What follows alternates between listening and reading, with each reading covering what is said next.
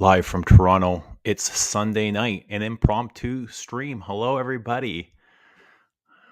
Just goes to show that every time we're late, it's Rich's fault. Hello, Rich. Um, yeah, I just wanted to quickly say hello. A Sunday night stream. The chores are done. The dishes are done.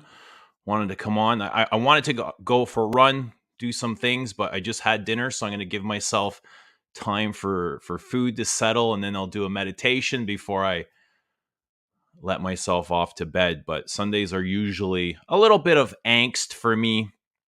I hate settling down on Sunday evenings and relaxing. I just find it hard, and I'm always looking for something to do. But I thought a stream would be a good way to settle down Sunday nights. Let us know how everybody's doing. I thought I'd do a perfumes I wear, and ironically, I've only worn 3 perfumes this week, and all of them several times.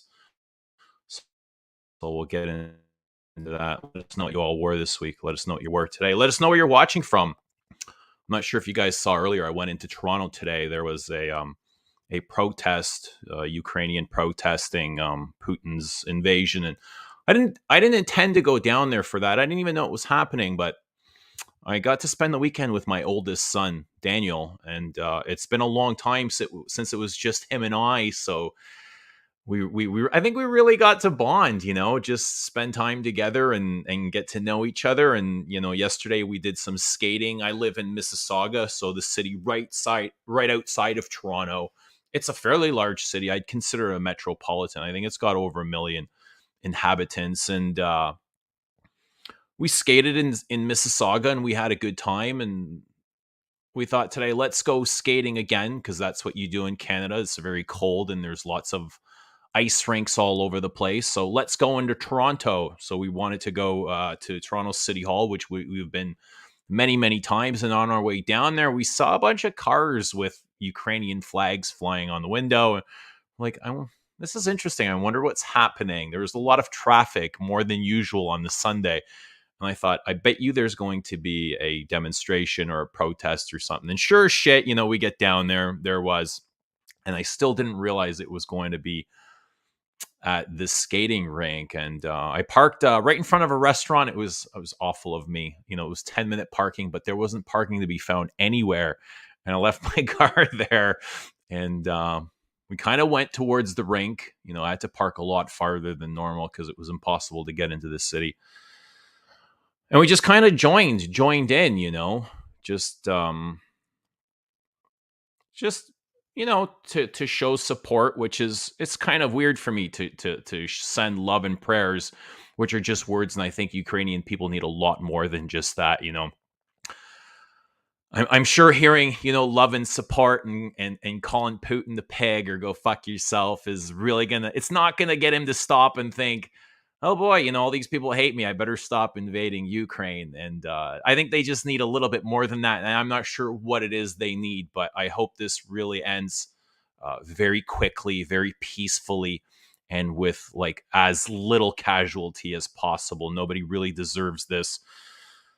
War is never a good time, but I think there's more to it than I know. I definitely don't know enough. And I definitely don't believe everything that I see on the news programming and the outlets and what they're feeding us. So I just want it, and I hope for it to end and as peacefully as possible, and as many people can come out of this alive and somewhat happy. But hello to all the familiar faces. Glad you guys are here. Zhao, Yoshi is only going to watch for a bit. Well, thanks for being here, Yoshi. Always appreciate you and your charming humor. Let us know what you guys are wearing. Brian's in Santos de Cartier, which is beautiful. Chypre, and that's what I've got 3 Chypres here, and I love Chypres, always have, and I think Santos is one of the best Chypres that I've experienced. What's up, Aperol? Fragrance profile. Hello from Serbia. One of my favorite viewers. What's up, Vladimir? Klaus, Christy. Michael watching from Oregon. Okay, cool. Lick the stream. Yes, lick the stream. Let me give me a second here. Lick the stream. Jonathan, Flower Bee Girl, I think she's from Australia, tuning in as often as she can. Hello to everybody watching the recorded program. Also, let us know your scent of the day and where you're watching from. Zhaozen Vetiver Extraordinary. I love Vetiver Extraordinary. I think it's an exceptional perfume. It's not just vetiver, but a lot of spices and dry woods. Very beautiful. Love it. It's a very. It's kind of soft though. Do you find it soft, Xiao? It borders skin scent in the dry down. Greeting Earthlings, aren't we all? Hello, Page of Styles. Christian, hi from Romania. Lovely. We got Washington, D.C. in the house. People from all over the world. Mike V. Let us know where you're from, Mike. Don't make me spoil it. And he's in Tom Ford Noir EDP. Klaus from Berlin. Oh, we got Richmond Hill, Ontario, just around the corner. Hello. I'm probably like 45 minutes away, just in Mississauga myself, so not far. Richmond's a very nice place, or at least the parts of it that I know. Smash that lick button. Jonathan's in Tom Ford Noir Anthracite. I've actually located and tracked down a bottle of Noir Anthracite. Samir has one 100 ml bottle left that he set aside for me, so I'm excited for that. Rokabar. Love Rokabar. Love Rokabar. Rokabar to me is a prototypical pine scent, very woody, foresty, incensey, cold weather. Like I picture snow on top of pine trees when I wear Rokabar. Very lovely, green. I would consider that a Chypre as well. Please get rid of Queer de Russie. What do you mean by that? Rid of it how? Like sell my bottle? And why would I want to do that? I consider Queer de Russie one of the greats of all time. F. Poutine. I actually like poutine. I think I had a poutine yesterday. Yes. I had a poutine yesterday. We went for wings. And kind of fortunate, as we're opening up, we still have restrictions, but I went into a restaurant and nobody asked me for anything. So I was like, all right, cool. I sat down with my oldest guy. We had wings and poutine, and it was great. It was lovely. I love that things are slowly opening up. Just can't wait for them to get rid of the mask mandates. Damn masks.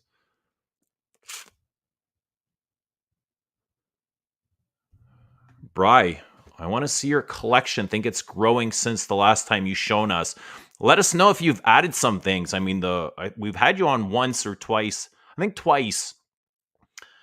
And your collection was very beautiful. We'd love to see it again. Absolutely. Last of the Mohicans. So you are in Meadowvale. That is, I went to school in Meadowvale. I went to school at Mount Carmel. That was the Catholic school. So you probably went to Meadowvale, which was the public school just down the street. Very familiar with Meadowvale. It's like my neck of the woods. It's less than 20 minutes away. I mean, I got to get through Meadowvale to get onto the highway.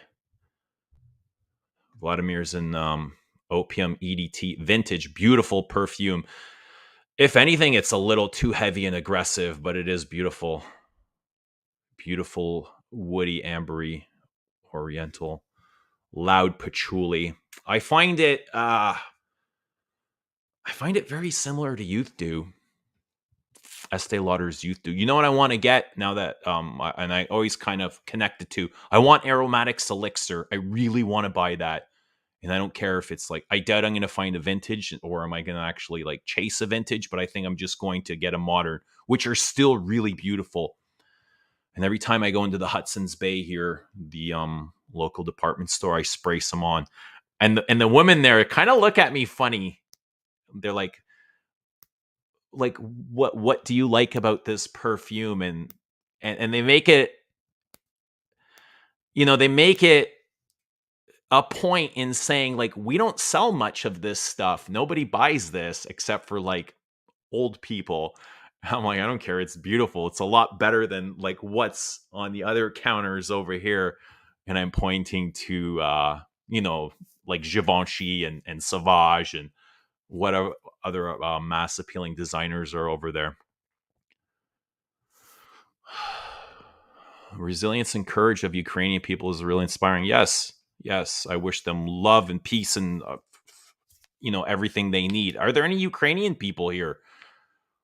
I'm surprised to see so many that I had so many Ukrainian viewers from my earlier video.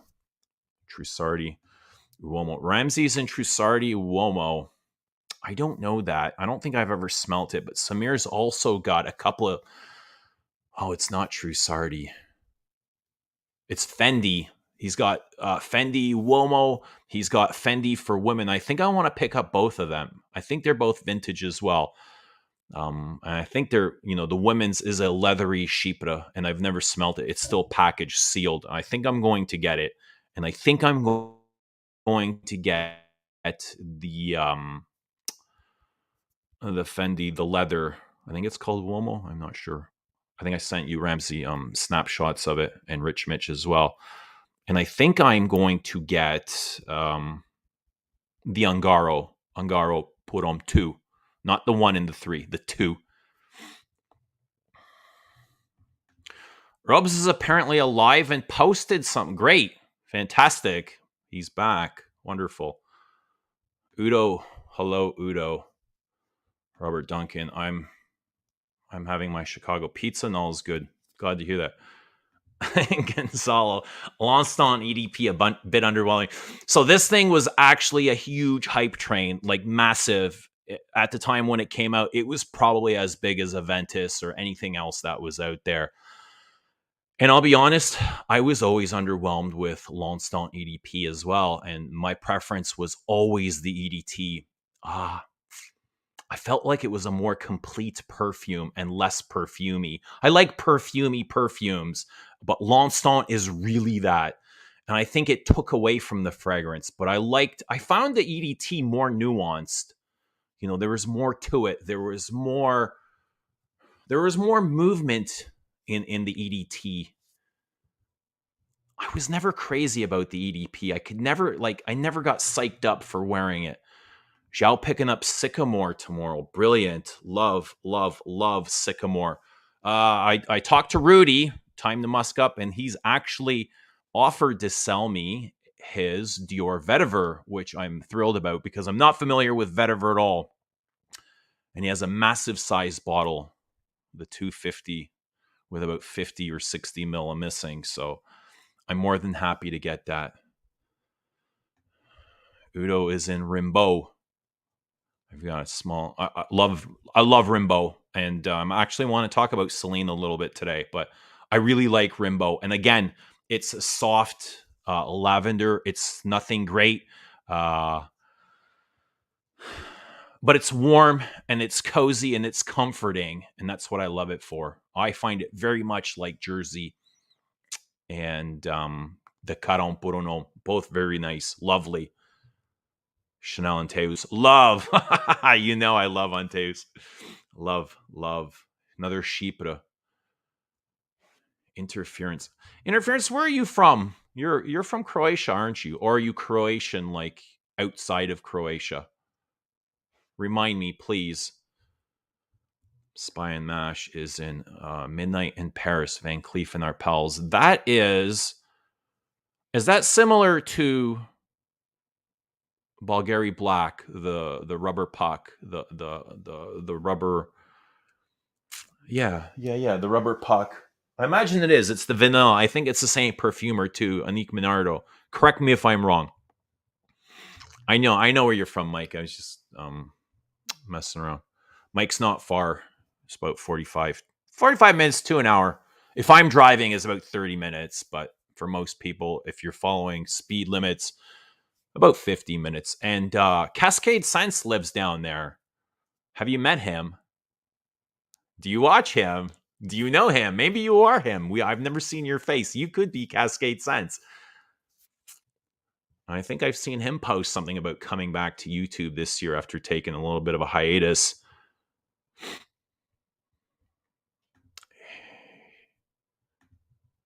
Hiram Green. I don't know any Hiram Greens. None. But I hear pretty good things about them, yes.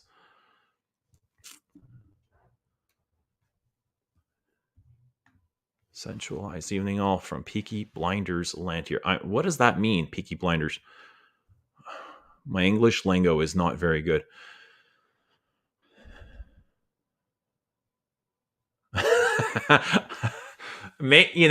Ramsey is saying you're stoned if you want to get rid of Quidrusi, and maybe he just doesn't know it, or he got a bad batch, or he doesn't like that type. I love it. I think it's one of the greatest perfumes ever created. Love it. I love that style. That green floral leathers. I know what she meant. I know, Paige. I know.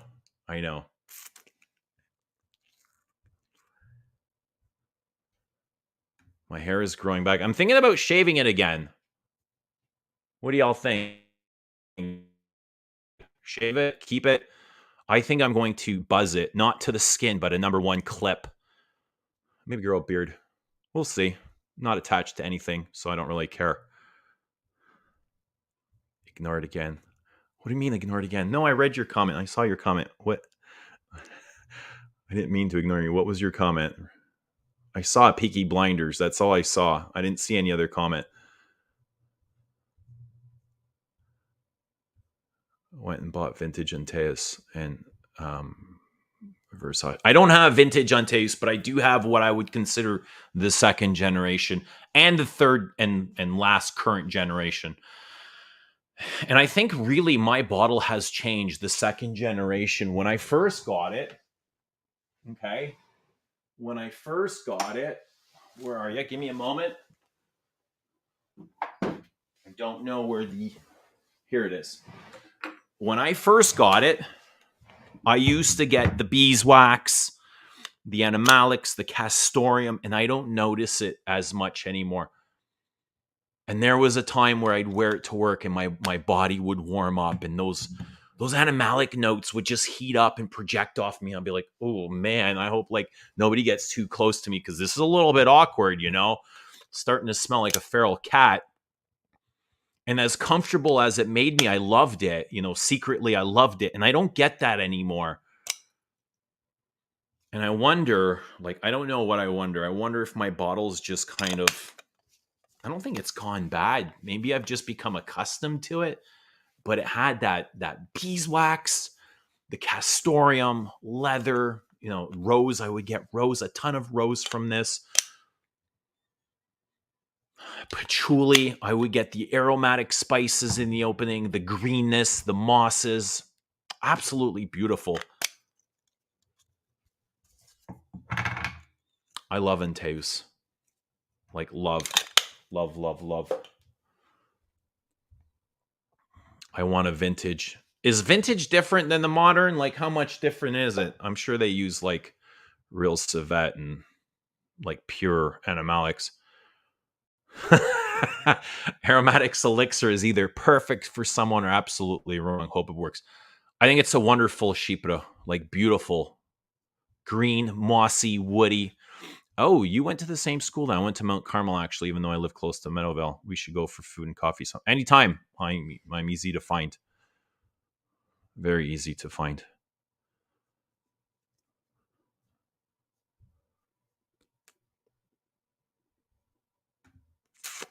I encountered a tester of OG Lidge. They're only selling new Listerine bottle. The new Listerine are very good. I have the Listerine. I have the OG. I have the one in between. They're all, they're all do the same thing. I wouldn't spend, what is it, almost $1,000 they're going for the vintage. But you're talking Lidge, the EDT. That I haven't tried. I've tried the Lidge Listerine EDP. What's up, Kanger? He's in Atelier Cologne. I don't know it. I don't know many ateliers.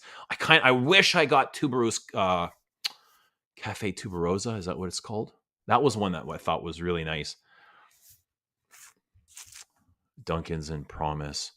Robert Duncan. Vladimir Putin. Yes. I had Putin for dinner. Vladimir Putin for dinner yesterday.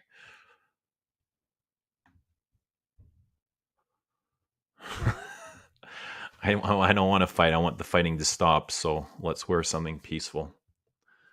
And even, even to the innocent Russians out there, let's hope that everything ends peacefully for them too.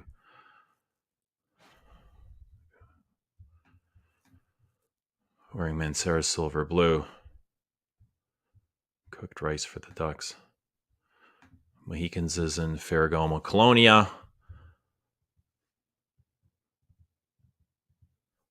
Oh, Vladimir is actually Ukrainian, but he is Serbian. That's because my grandfather came from. What's going on with Crystal? I'm sure it's just. I don't think they're discontinuing. I think it's just logistics. Probably hard to get shipped out at around these fucked up times.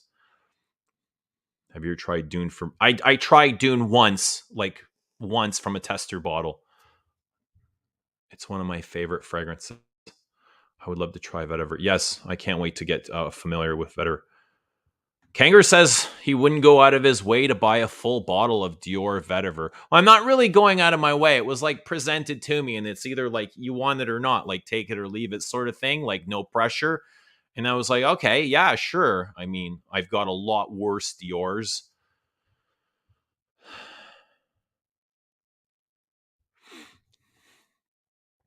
In these bad times. Yeah, Bel Respiro is very cozy, but it's also cold. It is a very cold perfume, I find it. Must be the greenness. Maybe the iris. It's not quite metallic-y, but iris can be moody, right? It's got that, like I like to say, contemplation to it. Iris makes me think. And I know the other day you said, Vladimir, like we were on Rich's stream, you're like, I said I wear perfume so I don't have to think. And I meant like I don't have to think about anything outside of perfume, like real life stuff. But yes, when I wear perfume, I think about the perfume, and that's why I wear it. So I don't have my thoughts aren't affected by external things that really matter, where my focus should be. And that's why I wear perfume, is to pull me away from that, right? The things that I should be going into. I live closest to Chad's not far. I don't know exactly where he lives. He's in the area somewhere. Where his exact whereabouts, I don't know.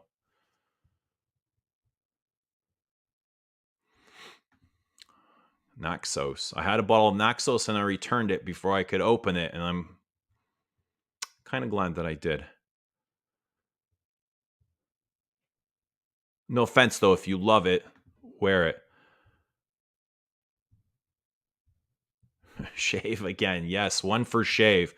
Do as your heart pleases. I agree. Do what makes you happy and don't do shit to make other people happy, because then you end up fucking unhappy. And that sucks, doing shit for other people. It's nice to do things for other people, but you have to keep yourself in mind as well. And if you keep doing shit for other people, you end up losing yourself. You start to become somebody you're unfamiliar with and somebody you don't want to be anymore.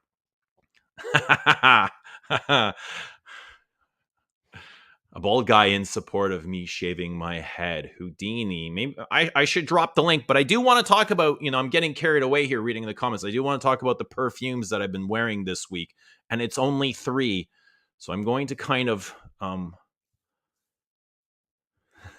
actually don't dream about perfume. I actually don't think I dream.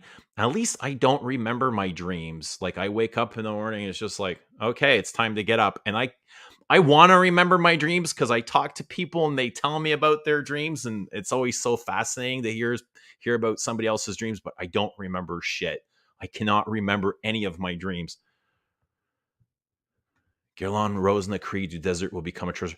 My mom wore Rose Nacree yesterday. I want to say Saturday. And I loved it. I was like, that's amazing. It's been a long time since I smelled Rose Nacree. And it smelled really good on her. Has the Whack Pack starter pack ever? No, it hasn't. I think we got 2 perfumes in the Whack Pack starter pack, and one was Comme des Garçons Black. But the idea of it was to kind of come up with 10 perfumes. Maybe we can do this together sometime, that were relatively, affordable. I didn't want to make them like outrageously priced like this thing in my perfumes I wear. I don't want to make it like unaffordable for people. So I wanted to come up with a list of 10 great fragrances that I approve of, or the Whack Pack would approve of, that were slightly affordable, slightly easy to find. And I remember Black was one, and there might have been a second one. Shite, I can't remember what it was now. I'll have to go back into my videos, but I still, yes, great idea. Declaration can probably go into that. I would put Declaration into that Whack Pack starter pack. What's up, Galen? My G. How are you? I hope you're well. Galen, I got a lot of questions for you. When Galen says something to me, I never know, like, the things he say are completely outrageous, and I never know if he's serious or joking. And I'm like, okay, this sounds like a joke, but it's almost like, how does he come up with this shit? Like the things that he messaged me yesterday, he's out like skiing or snowboarding, and the things he told me like in between that he was doing, I was like, I'm not sure if he's joking or if I should take this as serious. I want to know, Galen, I'm so curious if you were serious or not. And I won't repeat because it might have been, it was personal, but I was like, damn, I couldn't make this shit up. So, I want to follow Galen around with a camera sometimes because I think he's really interesting. And even though he tries not to be in the public eye, but he should be in the public eye more often. Interference says Dior Vetiver is beautiful. There is a point. I get that a lot from you. I have a feeling you do that quite often, Vladimir, but I forgive you because I'm a lot like that too. Yes, I have a lot worse Dior's. Dior's are really bad. Demaché has like Dior shit the bed, and they have a long way out of this. They are in a ditch. I don't know how they're going to get out, and I don't want to get into this again. I don't think Francis K has enough to get him out of this ditch. They are in the fucking trenches. Yes, I do have Honor. I do have Honor. I do have Honor. Doug has wet dreams about vintages. We should ask him about that. What are your thoughts on Creed? They're not for me. Great house. Lots of people love them. I am not a follower of the brand, nor do I even get excited for new releases. And I think for the most reason is they're just a little bit too fresh for me. I've tried, like, a lot of their perfumes are nice and lovely, but I don't know. I never could get, like, they could never sink their claws into me and pull me in as a consumer. I think Spice and Wood is beautiful. Bois de Portugal I love, and I have a bottle. I'm not sure if I ever would have bought one. Maybe I would have, but a viewer sent me a like completely full bottle, and it's gorgeous. I love Bois de Portugal.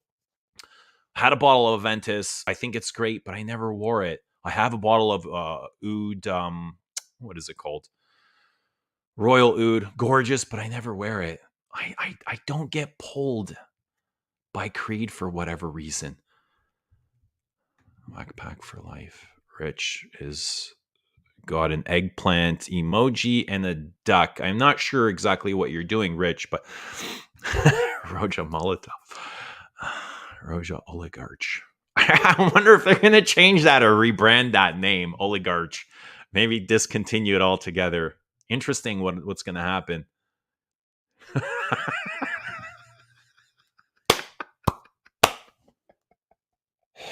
See, this is hilarious because Galen says, I told Eugene that I chugged 3 beers in the parking lot and blazed the spliff on the lip. And this is nothing I would ever expect from Galen. So I don't know if he's joking or if he's serious. And I would probably die if I chugged 3. Like today, I could chug a case of beer when I was like in my teens, no problem. And I'd go on the lift and I'd probably, I'm going to zip it before I said something stupid. I'd probably do a lot of crazy shit, but if I were to smoke a spliff, I'd probably start crying and I'd fall asleep. So that's why I find like the comment completely outrageous. I'm dying to know though, Galen. I am dying to know if that's true or not. Dog meat loves Damashi. Never click with Creed either. Rudy! Yeah, buddy! I'm a big fan of Rudy's. Love Rudy. I love Rudy's attitude, eh? Rudy reminds me of the old me, the past Eugene. So if you miss, the past Eugene, go to Rudy's channel, subscribe to A Time to Musk Up, and he doesn't hold back. He is very expressive, says what's on his mind, and that's great. Roja dictator. Roja's not a dictator. I like Roja. I like what he stands for. You believe Galen would do that?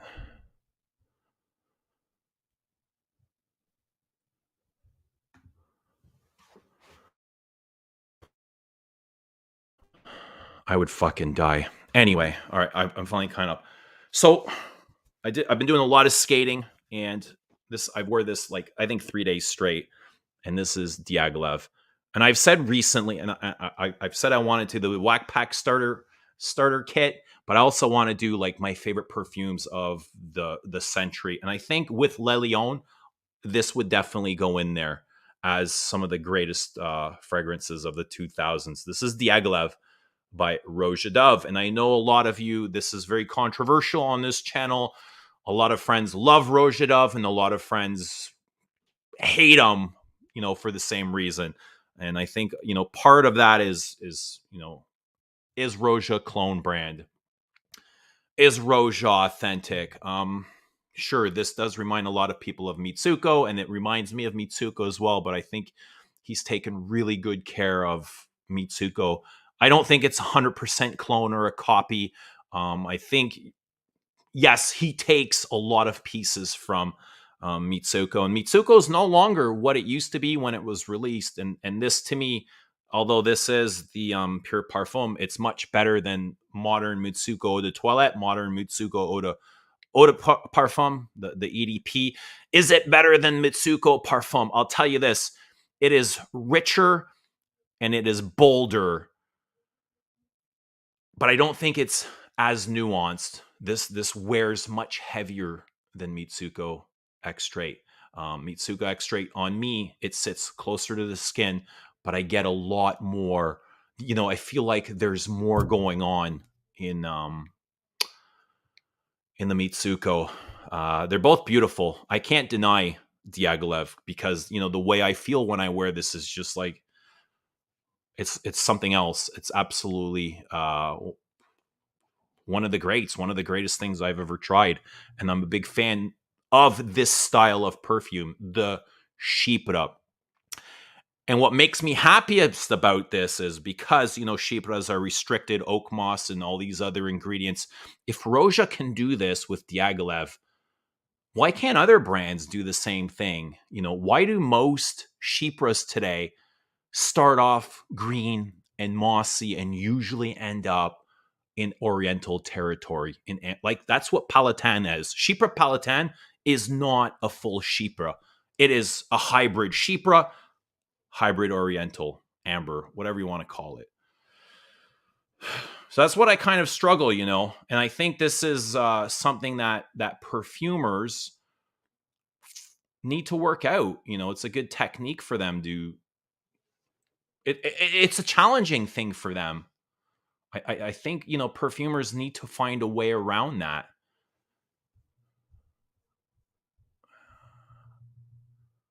But this to me it's spicy, it's woody, it's dry, it's fruity, leathery, mossy, woodsy. It's absolutely gorgeous.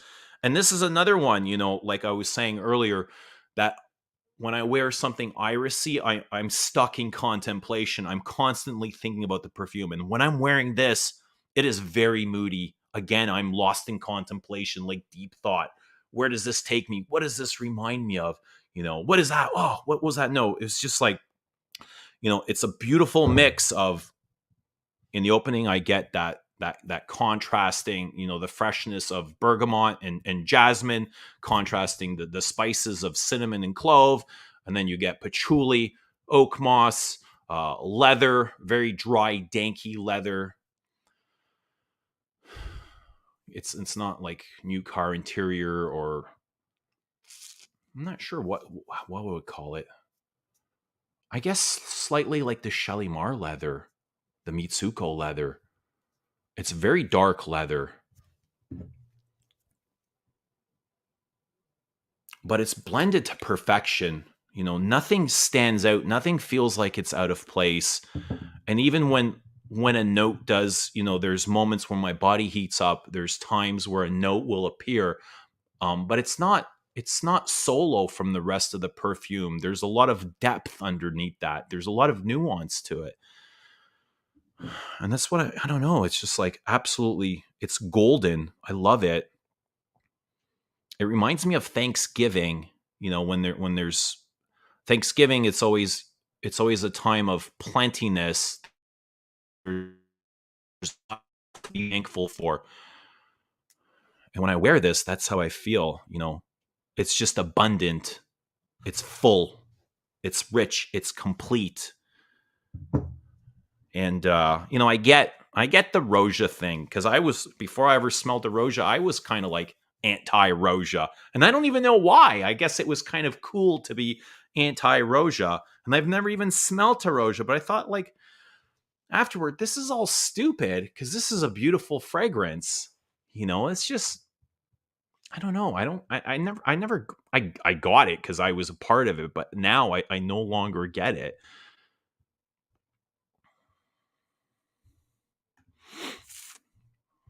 If I was a creative director of Chanel, I would just keep doing what they're doing, and that's just leading the pack. The Lezo line, I know it's the line dedicated to freshness, but it's a little too fresh for me. I don't know how they can change that. What else they can do? Like,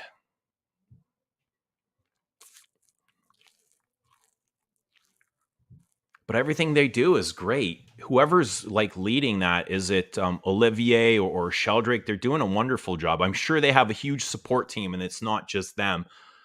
And I'm sure they have their map lined out, years prior. Yes, Rudy, upload more.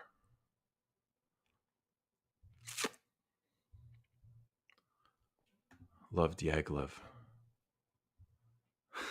Yes, you're all welcome. You're all welcome. It's got a beautiful peach, Diaghilev.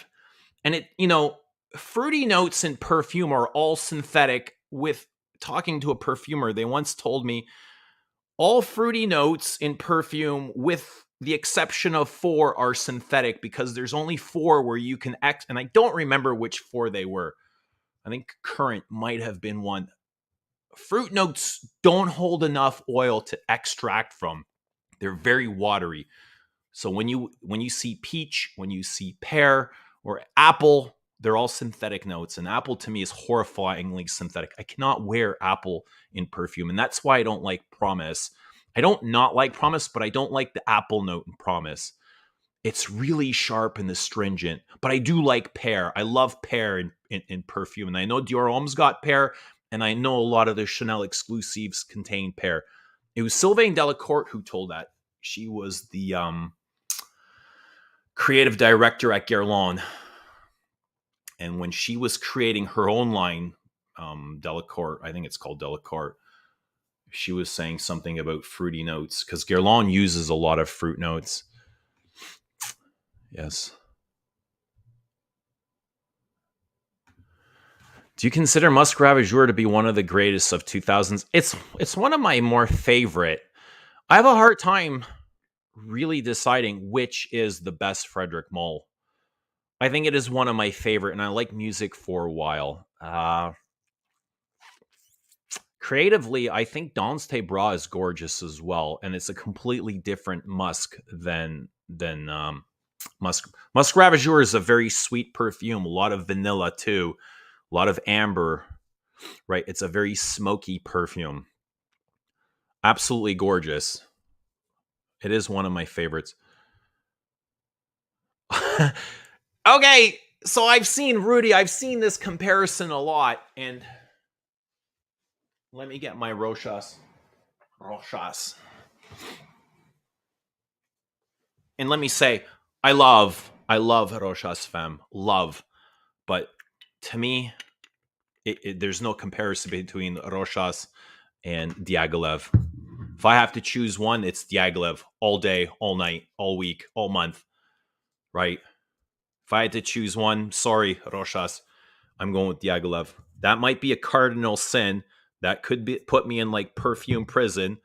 I'm not sure, but that's my choice. And I'm talking strictly about my bottle because I've smelt versions of Rochas that kicked the shit out of my bottle, but they wouldn't sell it to me. Okay, so I'm talking just my bottle of Rochas. The versions I smelt, I never got to fully experience.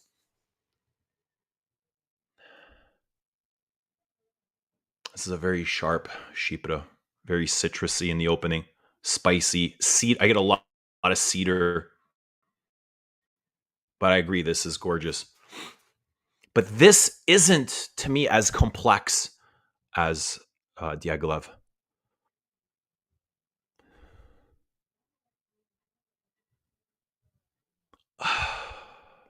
Fruit, I get plum. I get a lot of plum from this, like that prunol, the same thing you find in cocoa. What's up, Joey Joe? An average Joe, good to see you, buddy.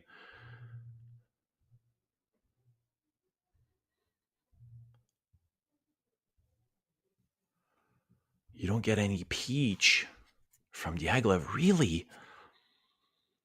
I get a really good peach. I get almost like, if you're familiar with Mitsuko, I get a lot more peach in Mitsuko Eau de Toilette than I do in the Eau de Parfum. And the peach in this, I also get a lot of peach in Dior's Toubacolor, but it's a horrible peach. It's a very screechy synthetic peach, and all peach are synthetic, but Toubacolor smells synthetic. It smells horrible. But this, to me, doesn't smell cheap or horrible or synthetic. It smells peachy. A very lovely peach.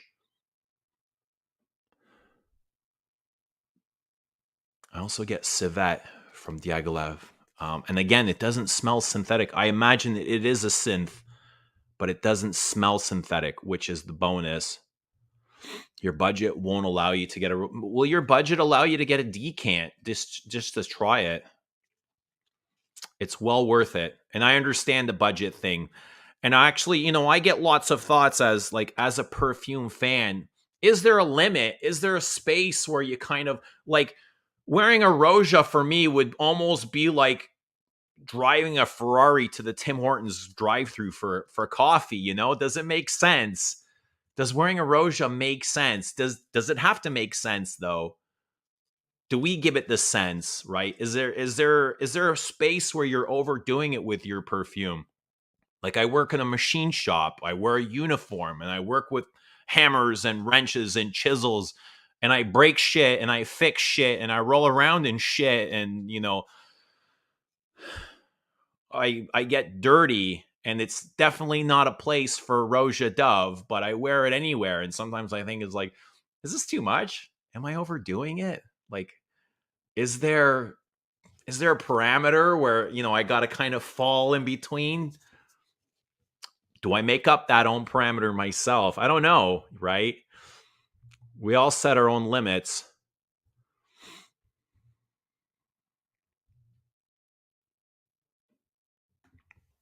Diaghilev is the only one worth having with Roja, but who's the perfumer? Wish we knew. I don't know the perfumer, but somebody here has said recently that they believe or they heard that Robertet was the manufacturer behind Roja.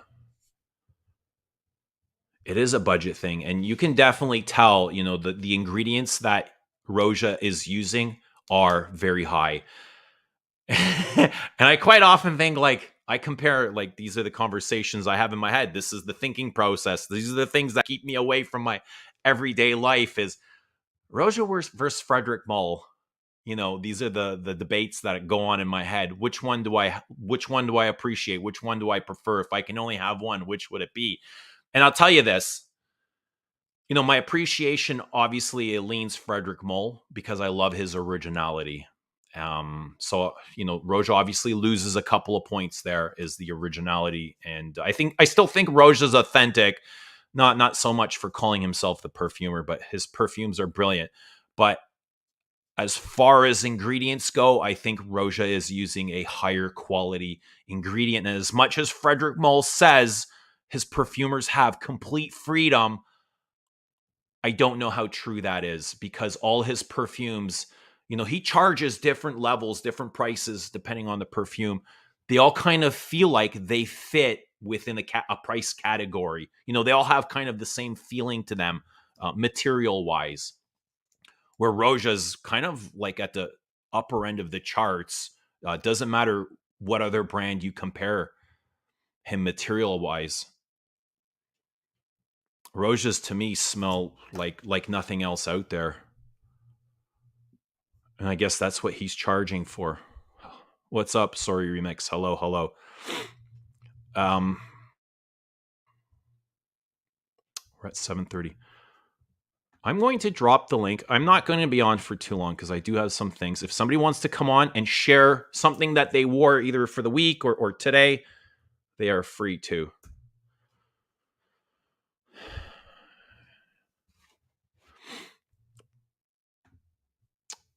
Euros told me there's chatter in the industry. Diaghilev was created by a computer.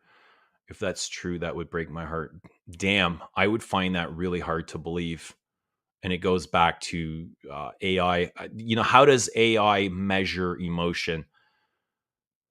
Because there is emotion to this perfume. If they can perfect that, if you told me Christian Dior was composed by AI, I would say, okay, yeah, I can see that maybe. Just like emotionless, blandless, no soul. This has soul.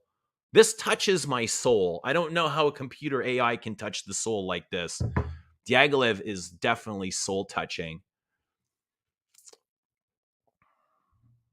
Great Britain's another one that's kind of come on my radar. I was talking to Rudy about it the other day. You find Diaghilev very powdery. See, I wish it was more powdery on me. I love powders.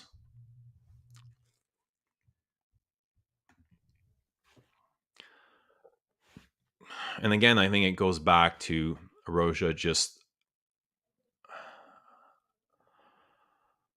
I want to be careful with my words. Just recreating classics, past classics.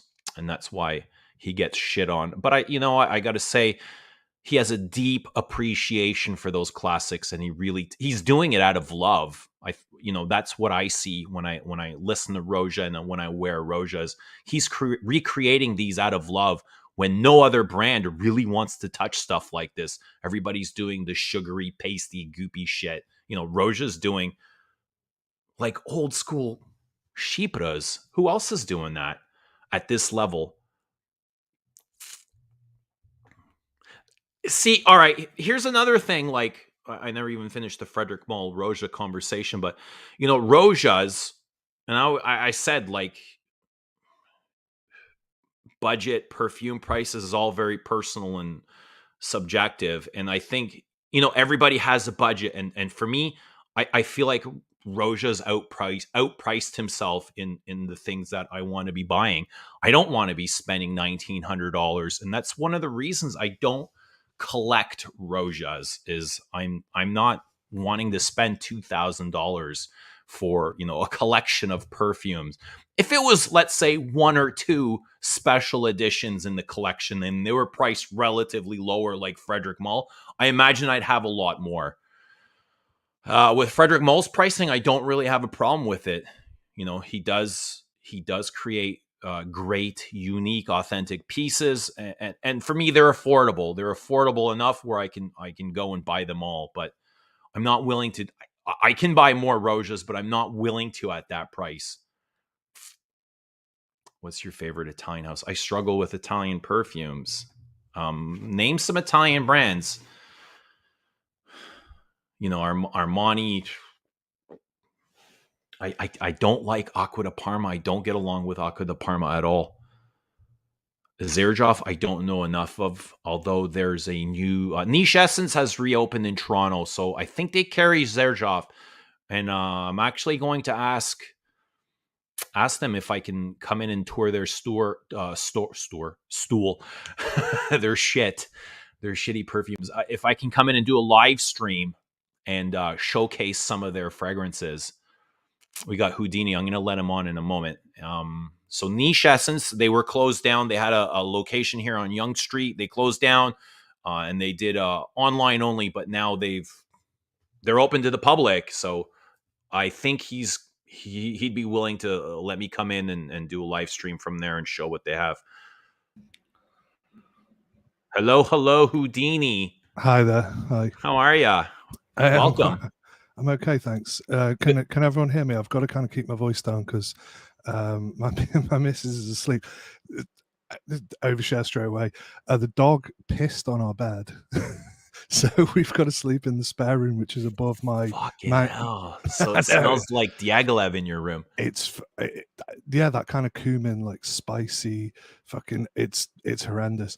Because sometimes the cats do it. It's fucking horrible to like think about. But like if their litter tray is not right, even if it's like been sorted out, they'll just, if they don't like it, they'll go and fucking piss on the bed of all places.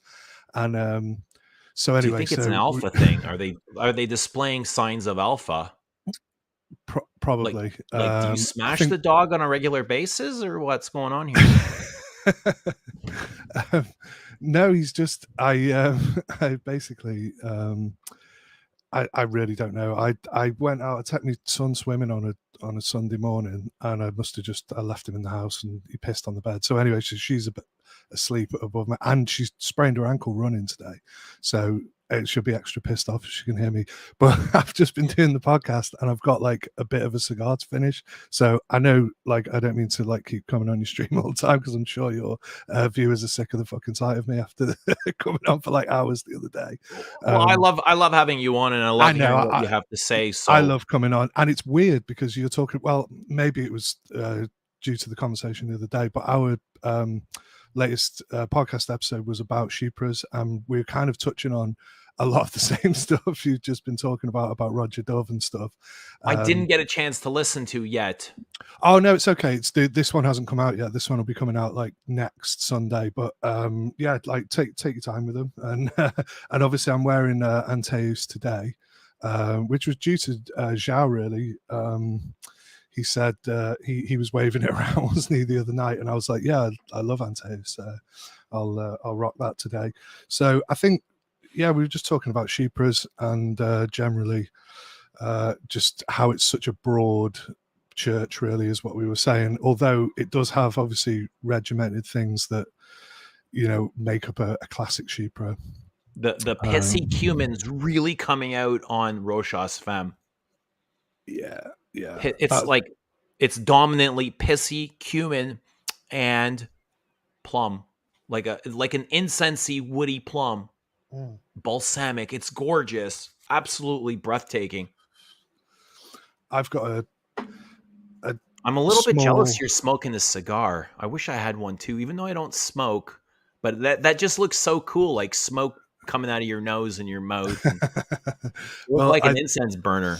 Well, this is it. I don't smoke them very often, and I normally don't smoke them in the house. But I've actually got the window open, so because I get too hot as well. As you can see, it's stifling in this room when we have the heating on in the house. So I kind of just end up like glowing.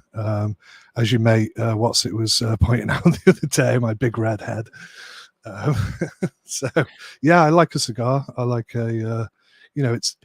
The thing with me is that I quit smoking probably about 10 years ago. And I was always a militant smoker. 18 years ago. Oh, wow. Well, smoked a pack a day for 10, 15 years. Yeah, exactly. It's one of those things, and then I jacked it in, Drank and like a fucking fish. yeah. Yeah. So this is it. You get to a point in your life where Got you think, into shit, like fights. I can What we imagine. I did can when we were imagine. young.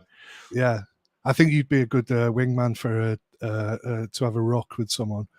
Yeah, yeah, You know, yeah, yeah. I but love that sort of thing. But it's not what you do when anymore. you're young, right? There was no internet Well, back then. There was no YouTube live streaming. You wanted to entertain yourself. You had to go out and find entertainment. I don't think I ever went out looking for it, but I was always somebody who, because I'm, a big lad, and Yeah, people tend to start trouble with me. But it's sometimes you've got to end it, haven't you? So yeah. you know, you might not start it, but you finish it. You know what I mean? So well, I mean, I'm a lover. I'm not a fighter, but like, don't get me wrong. Like, I Yeah, don't that mind a doesn't bit mean of you're gonna scrap back every now down, and right? again. No, exactly. So Let me yeah. ask you very quickly. Miller's asking if you can own one brand of perfumes for the rest of your life, which would it be? Oh, If you can only collect from one brand um, starting today. how about you give your answer and then Mine is I'll have a I'm think gonna go about that. Chanel as exclusive. Chanel, Yeah, without a sure. doubt. Yes. Oh, that was a pretty easy answer for you. Mm, Um, it's really difficult. I'm not a big like I haven't got loads of Chanel's, but I've got to say they don't let you down very often, do they? So mm. I'm sort of Even the crappy ones are wearable for me. Like I can even wear Chance. I yeah. can wear Chance. If I, I had to, I'd wear Allure for men. I mean, I'd rather not, but I could wear mm, Allure. it's a pretty I simple. could wear Bleu. I'd rather not, but I could wear Bleu. Mhm. I do want to say this though. The best blue fragrance from all the Sauvage and Bleu is Sauvage Elixir. I've made up my mind. Do you know what? I tried it again yesterday. I just sprayed it on a card, and It's still a blue fragrance, but for what it is, if you allow yourself to enjoy a blue fragrance, try mhm, Elixir. I'm not saying it's brilliant by any means. no, and it's different enough. Um, I think it's different enough to uh, warrant somebody who maybe doesn't like the rest of the Sauvage line particularly.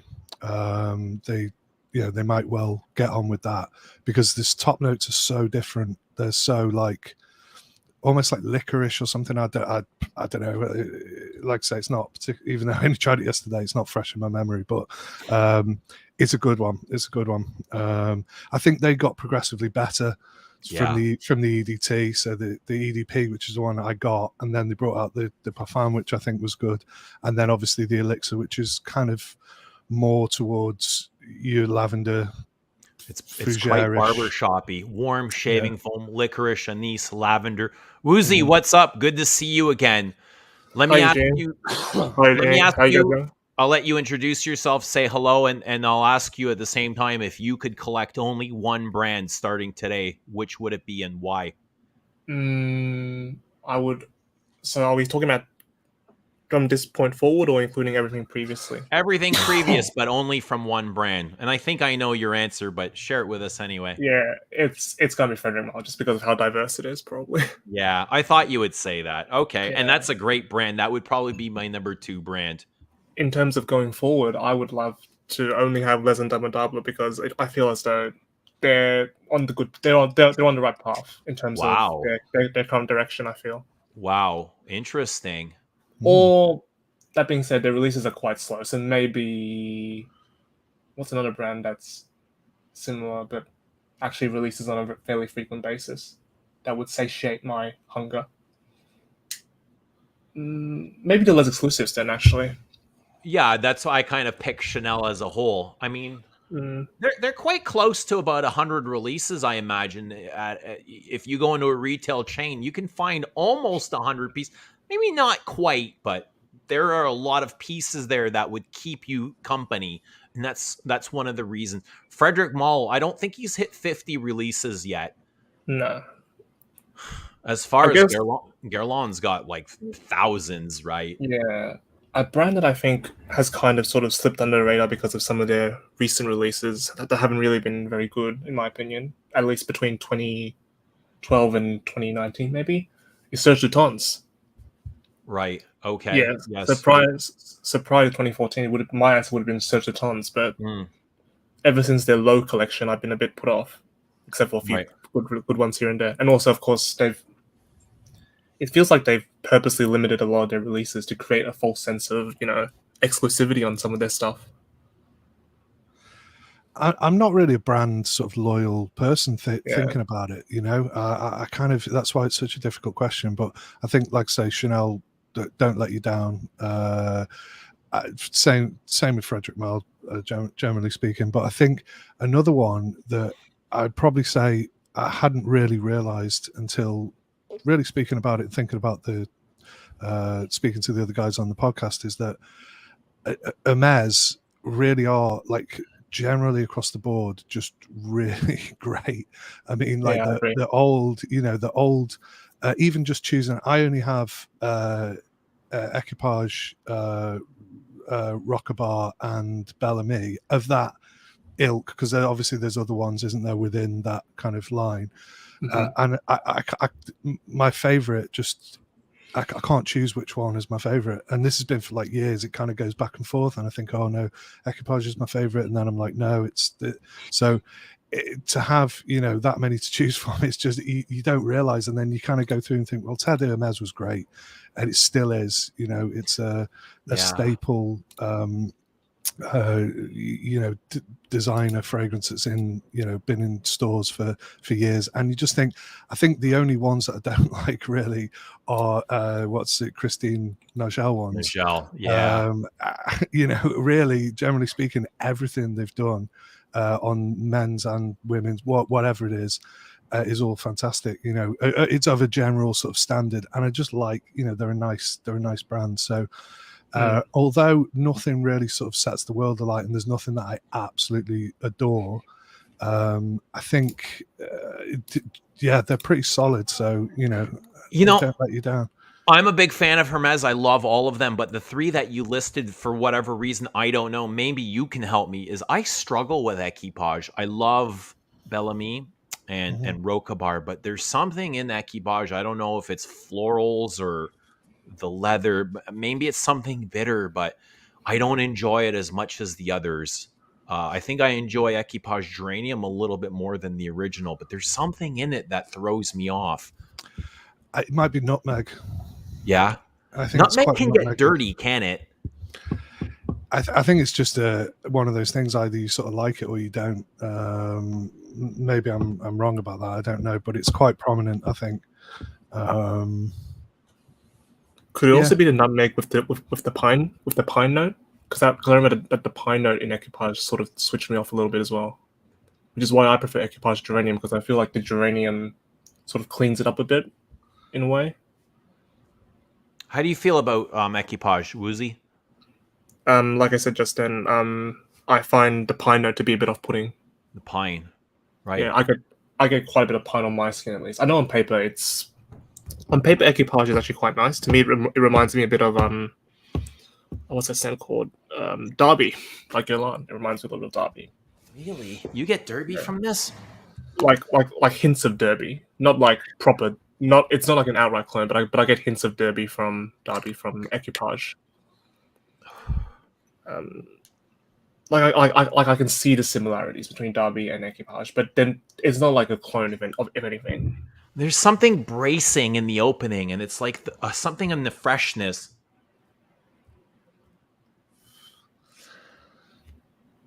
So Michelle's making an interesting comment there, saying that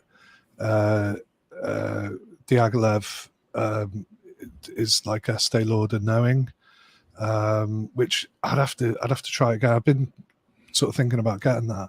I have tried it before, but I can't really recall what it's like. But that's quite an interesting comparison, because I think Rudy, I think he posted that the other day, knowing, and obviously he's familiar with those, so maybe he can comment on it. But I think I find Knowing to be mostly a rose chypre more than a mossy, woody, prototypical chypre. Sure. And I don't find it as complex either as Diaghilev. Beautiful perfume, but it's Well, I think made the point the other day as well that I know I saw JJ in the comments there saying he put up the Luca Turin quote, which sort of like kind of, well, that's why it was fresh in my mind about the price, because we were talking about the price, weren't we, about Luca Turin's comments about like it's 10 times more expensive or whatever, and then when you actually look, it's like it's not actually. Again, depends which version and all that you're on about, but that's slight. I mean, maybe he's just being hyperbolic and just saying it's expensive for what it is, but it's not, like I say, it's not 10 times as much, is it? I'd be willing to bet that it costs Roja more to produce Diaghilev than it costs Guerlain to create Mitsuko X Straight, just by smelling them. Yeah, I mean, I'm only going from memory, but I thought Diaghilev was a lot more animalic from memory. I just thought, and I have smelled old Mitsuko, but again, it's what was the intent? I don't know how well it had been kept or whatever, but certainly the older bottles are better, and comparing it to a new one is kind of a bit different. But I'd have to have the two of them and compare them, and but I just remember thinking, I don't remember necessarily getting Mitsuko from it like straight away. How much are the Guerlain X-rays now? Because I remember that the Guerlain X Straight. Yeah, they're sold for quite expensive prices now because of The last time I purchased one, they were 370 Canadian dollars for 30 mil. That's quite. I don't know what they go for now. 370 Canadian. I think it's probably even more. It's probably gone up now. Because I remember it was wasn't it like 300 US for like cheeky X-ray or something? I don't know if the price has gone up. I don't know. But yeah, I wonder that once you get to like the Roja Dove price point of like about, I don't know, like above $1,000 US or something, like what even is that money going into when you really think about it? Like, are there really that expensive materials in something like Diaghilev or Great Britain that really justify the price, or even the time spent? Granted, we don't know what the time spent would be, to be fair.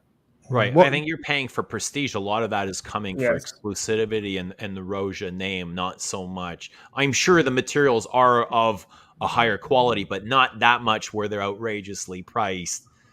Yeah. What do you think about this scandal this week with Roger Dove? I don't know about it, so maybe I shouldn't have brought it up because I don't really know. I heard that he had a limited release of Manhattan and said it was going to be very limited and exclusive, and once it's sold out, it's sold out. And then he came out with another batch saying it's going to be more available. The first batch was limited and numbered, and then a lot of people had backlashed and got really upset, and he came back and he apologized and he took it off the market and said it won't be released under any other name, and that's it. So I think he fucked up originally by coming out with a second batch, but I think he fixed his mistake, and I think that was the right thing to do. So because he could have said "fuck you" and just he could have anyway. He's a businessman and he's out to make money as well. But hats off to Roja for fixing his fuck up. Yeah. It's completely irrelevant to me because I'd never buy it anyway. But if that's because also he probably could have done that, because let's face it, a lot of the people, again, just to say, outside of like the fragrance community, most of those kind of rich people who are buying that shit probably, again, don't have a clue what they're wearing. Yeah, exactly. They don't know. They just know that it's a kind of bauble encrusted bottle that costs a lot of money, and they just think, well, it's a status thing to have a Roger Dove, so So looking on Fragrantica, it appears they've been review bombed 3.32. The last I checked, it was at least around 4.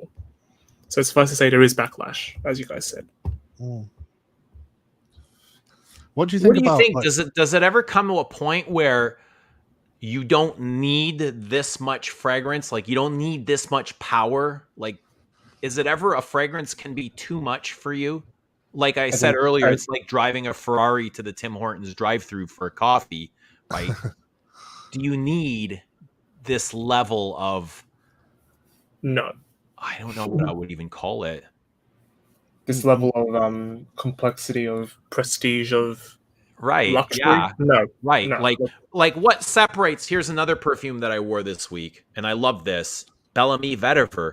Uh it doesn't it does the job. It's a very complex and beautiful fragrance, and it's about 1/10 the price of Diaghilev. Um they're not similar by any means. They're both Chypras, and that's kind of where it ends. But is this enough? Do I need the power of a Roja, or is this enough? Like, how do I we would just I would say that's enough personally, but as Yeah, collectors and as enthusiasts, we want something that gives us a bit more because right? we want to progress our sense a bit further. We want We're to yeah. looking progress. for variety, Yes, If I had the disposable income, like let's say if money was no object, I wouldn't I wouldn't necessarily have a gilded like cabinet and I wouldn't want to collect them all or whatever of any fragrance brand. And I'd like to think that I would keep some kind of um, like I don't know, my normal sort of sensible kind of approach to it. Even though I would definitely buy certain perfumes that I wouldn't buy now. Do you know what I mean? But I don't think I'd like to think I wouldn't get carried away. Do you know what I mean? right? So you're not picking a fragrance house. So you don't collect by brands, do you? There's No. not one brand that you would stick to, even if we There's handcuffed brands you that I and like, you know. Yeah, yeah, I'd find it really difficult, you know. Like I'd probably say Chanel, but I only own, you know, like a handful of Chanels, you know, and that'd and be that's like, well, okay. That's yeah, okay. I know. I just think like, yeah, it's you know, If the whole point of this is variety, isn't it? You know, yeah, I understand the question of if there's a gun to your head or you've got to pick, but yeah. the point is you don't, do you? I So think if Guerlain gave a shit about their modern segment, I might choose Guerlain because I love their classic perfumes, but I don't like what they're doing in this time, in this space right now. sure. Hmm. mm, It's just like it's good, it's okay, it's not anything I'm really crazy yeah. about though. Well, I think this is another thing we were saying, just to go back to the conversation we were having tonight about Chypras and stuff. I think Hermes, we were saying, obviously, that initially, you know, Elena's stuff was so good that it's very difficult to.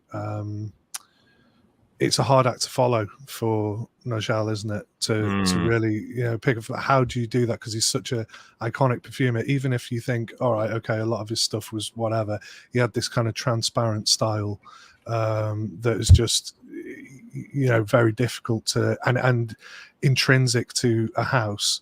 How do you follow on from that, you know? And it's the same with Guerlain. They've had such a rich like history of doing all this kind of like groundbreaking perfume that like has been iconic for years and years and years, and obviously they maintain that. But what have they done really in recent years? Everyone, you know, the general consensus is that it's kind of a decline, and they've not really done anything particularly great of note in a long time, you know. I think with Nigel, I will say this that all of her releases for the Hermès line have been very good to excellent. Yeah, So I think that she has been able to meet sort of the Elena benchmark, as some would say. Her sure. designer releases have been okay. I mean, H24 I think is a good example of modern perfumery, and Galop I think is a very good perfume in general.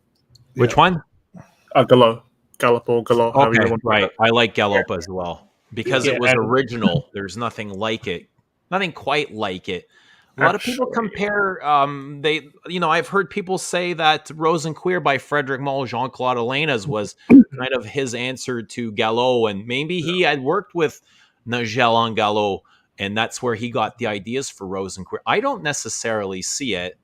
I would To say me, Galore has more similarities to Mer Eglantine from the Renaissance collection than Rose Queer. right, right. Yes. As far as Nigel's concerned, I much more appreciated Jean-Claude Elena's work. Nigel definitely has a style, and Yes.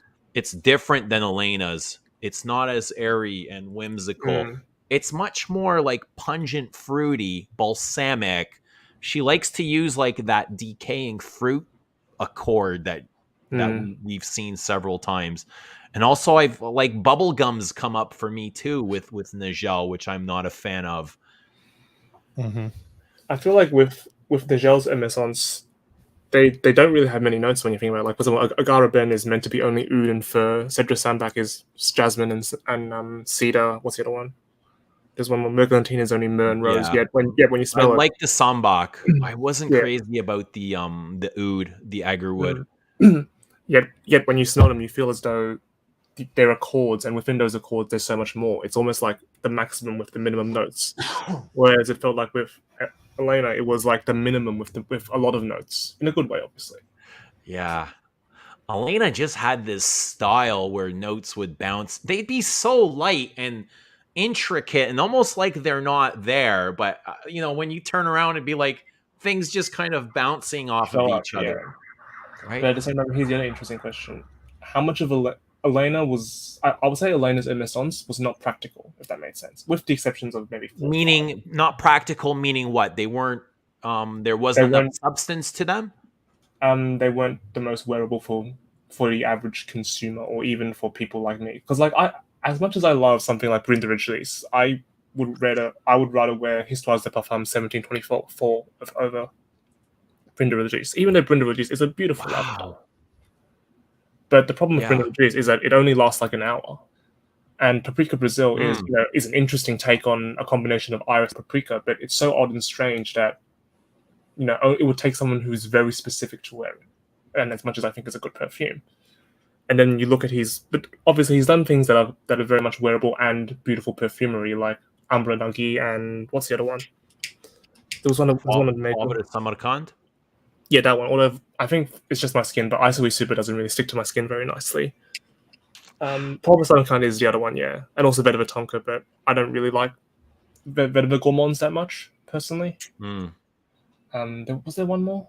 No. Oh yeah, Muguet Porcelain, of course.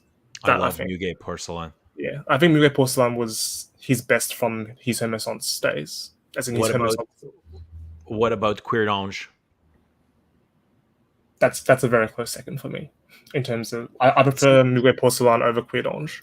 I find the Hermescents very wearable, and I find them very artistic, and I would rank them just below Chanel as far as all the designer exclusive brands. I do agree. I think they're a little bit light, but I can get all day experience from wearing them, and they're almost like calibrated for me perfectly because I like that thing, that sensuality. They're not as sensual as, let's say, the Art and Materials. They are much more airier and softer, but I like that. I like skin sense. I like kind of that. It's like foreplay with perfume, right? Very soft and elegant. There's no aggression. There's no temper. You're not dealing with any attitudes. It's just very, just kind of calming, right? Mm-hmm. That's how I find Elena's. So, what were your thoughts on Nigel's entries into the Renaissance? Like, we know you love Sandbach, but did you ever try the 2 oils, the Musc Pelida and the Cardamusc? I tried the oils and I thought they were interesting. I didn't want to dish out the money. Yes, that was awesome. They were very expensive. For what they were, yeah. I think they came in. It was at 20 mils or 30 mils. I thought it was 15. Or maybe it's 20. Even less. Yeah. It's either 20 or 15. They weren't even 30 mils, I remember. And technically, being oils, I don't even know if they're extrait or if they're just simply eau de parfum intense in an oil. I thought they were, concentrated quite heavily, like pure parfums. I remember I tried the Musc Pelida, and that was that to me wasn't. It was good, but like it was not $520 Australian good. No. Houdini, are you familiar with the Hermescents? I am, but probably not as familiar as Wootsy by the sounds of it. I didn't know they'd made oils. I didn't know. Well, like, I think I've not tried everything in that line simply because they don't really have them places. I think the last time I saw them was in an airport, so they don't tend to have like Hermes boutiques. I don't even know where there is one. So yeah, I mean, I've got which ones do I have? I have some of the little travel ones. I can't even think the ones. There's a jasmine one that I've got. Citrus and black, that one's good, yeah. Yeah. I'm terrible. Oh, the agar one. Agari Ben. Agar Ben, Also yeah. quite good. And then two more. I don't know. Right. Quick question for you both. Poivre something. Bellamy Vetiver or Bellamy? Classic versus modern. I'd say Bellamy Vetiver, just because I feel like the reformulations have sort of changed Bellamy in a way that, while it's still a good fragrance, it's no longer what it was meant to be back in the day, I feel. So that's why I prefer Bellamy Vetiver. Yeah, I think Bellamy Vetiver. I don't own it. I've got. I'm going to go Bellamy Vetiver too. I like this version. I like the Chypre. I think it's an excellent version. You know, it's an excellent flanker to Bellamy. Bellamy is a little. It might be a little bit harder to wear, but that's not. I don't think that necessarily always makes a perfume better.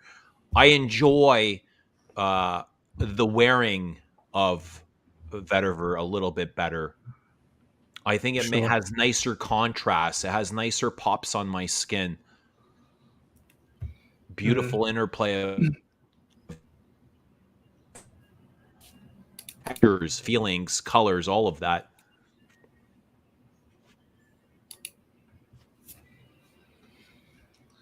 I also think, you know, with the Hermescence, a lot of people struggle and they can't describe, like, you can't describe what you can't smell, and that might be a problem because they are light and slightly fleeting, right? If you're unable to pick them up, how are you supposed to express your feelings on them? Yeah. At my local Hermes boutique, they say that that they sell a lot of Vetiver Tonka and Ambre Nagui, those two, because customers find the rest are too light and difficult to understand. Yeah, sorry, that's the other one I have, Vetiver Tonka. That is really good. I think it's very simple. I remember Rich Mitch saying he recently got a huge bottle of it, didn't he? He got another one, I think. But yeah, I don't really blame people. That's kind of a go-to. It's kind of a you don't really have to think too much about that, and it's really nice, isn't it? Yeah, it's a good example of a gourmand, I think. A good example. Ambre Nagui as well, to be fair. Although I think as a gourmand, I prefer Ambre Nagui over Vetiver Tonka personally. I like Ambre Nagui, and I'm not a fan of gourmands or very sweet things, but I think it's very artistic and very carefully done, and it has a really good balance between the sweet, the smoked, the wood, the tobacco, and I don't really find myself like complaining about the sweetness when I wear our Ambre Nagui. I remember I was put off from Ambre Nagui years ago because Christo put it on his sack of shit and said, "Oh, it's too sweet," and I was put off for it for a little bit actually. But I tried it one time. I was like, "Oh, it's not too bad. It's actually quite nice." Right. Yeah. Because I know some people do find it too sweet. Yeah. Yeah. And that's kind of how I feel about Fev. Fev to me is too sweet, and I can't enjoy it because of that. Do you find is Fev sweeter than Tonka Imperial?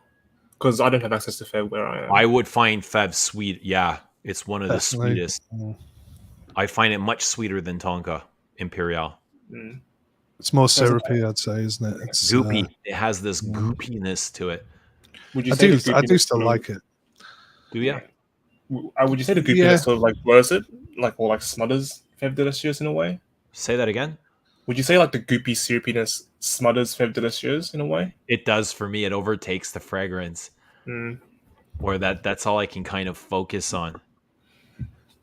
Would you say it's more overdosed in sweetness than something like Baccarat Rouge?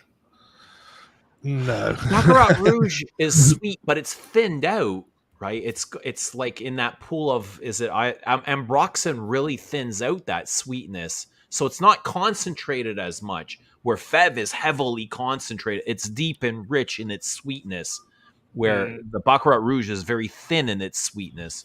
Even though it's still got a lot of that ethyl maltol. Yeah. Yeah, exactly. That's more the ethyl maltol, which is obviously jaw-achingly sweet as it is, but it's like caramel or like cotton candy. Whereas I think in Fev's sort of defense, it does smell more authentically Tonka like to me. But it was too sweet, and I never bought it because I wouldn't wear it. Whereas like the sweetness in the kind of arts and materials like the Tonka Imperial, for example, is very very wearable, even though it's vanillic and what have you. I think it's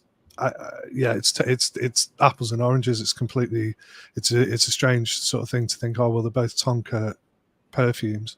There's quite a broad church really between the two, I would say, and I think the sweetness is not going to overtake you with the Guerlain, I don't think.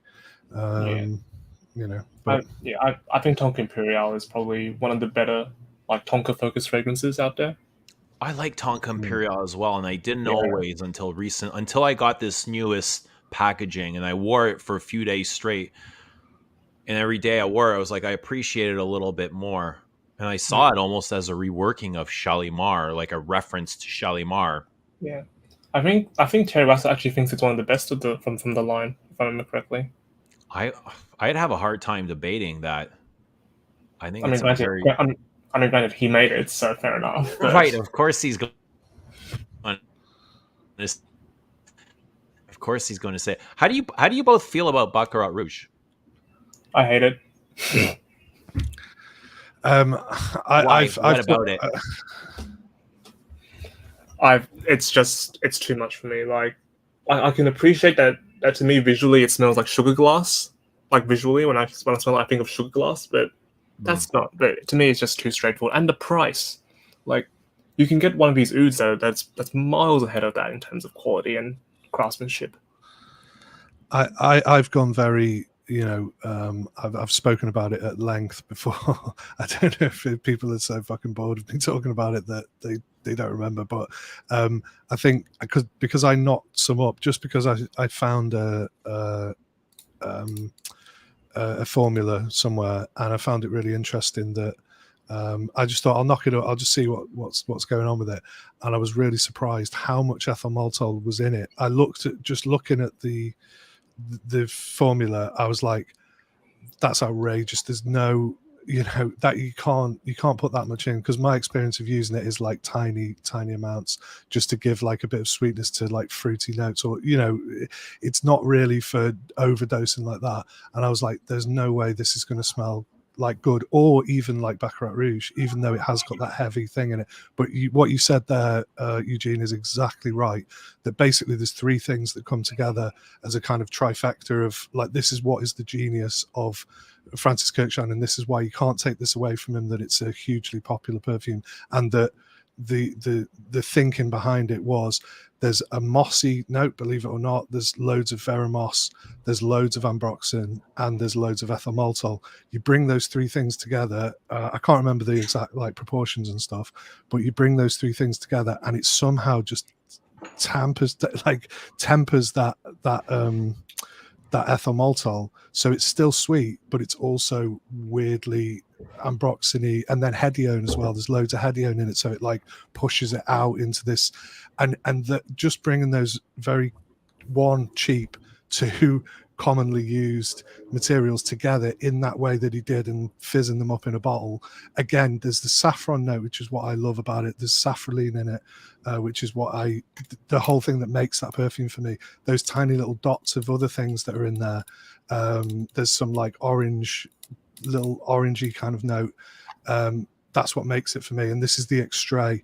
And the version that I made, it's not like I didn't make it. I literally just copied a formula. But I was amazed by like 10 or 12 materials coming together. And by the way, like 3 of those are like, one's a UV stabilizer, the other's like a solvent or whatever. So they're not all actual materials coming together to make a perfume. And I was like, no way, that is just the extrait of Baccarat Rouge. So technically, I think it's brilliant, and the whole fact that it's been this huge perfume to loads of people and loads of people have connected with it, I think makes it a great thing. But do I like it? Do I own it? No. Is it a rip-off? Yes, absolutely. All those things. So from a technical point of view, I can appreciate it. And the fact that the brief was, you're saying it had this kind of sugary glass like feel to it, yes, woozy, which makes sense because it's made for Baccarat, the glass company. Yeah, that's why I do kind of appreciate, but I don't want to wear it, nor do I want to spend that much money on it personally. And to me, saffron also kind of gives heat. Like I get this hot like warmth from saffron. That the whole point is that the crystal goes red at 540 centigrade or whatever it is, and that was the brief. Make something that is the rouge crystal that they make. And I think of all the things he could have done to take all synthetic materials and make something that he did, I think he nailed the brief.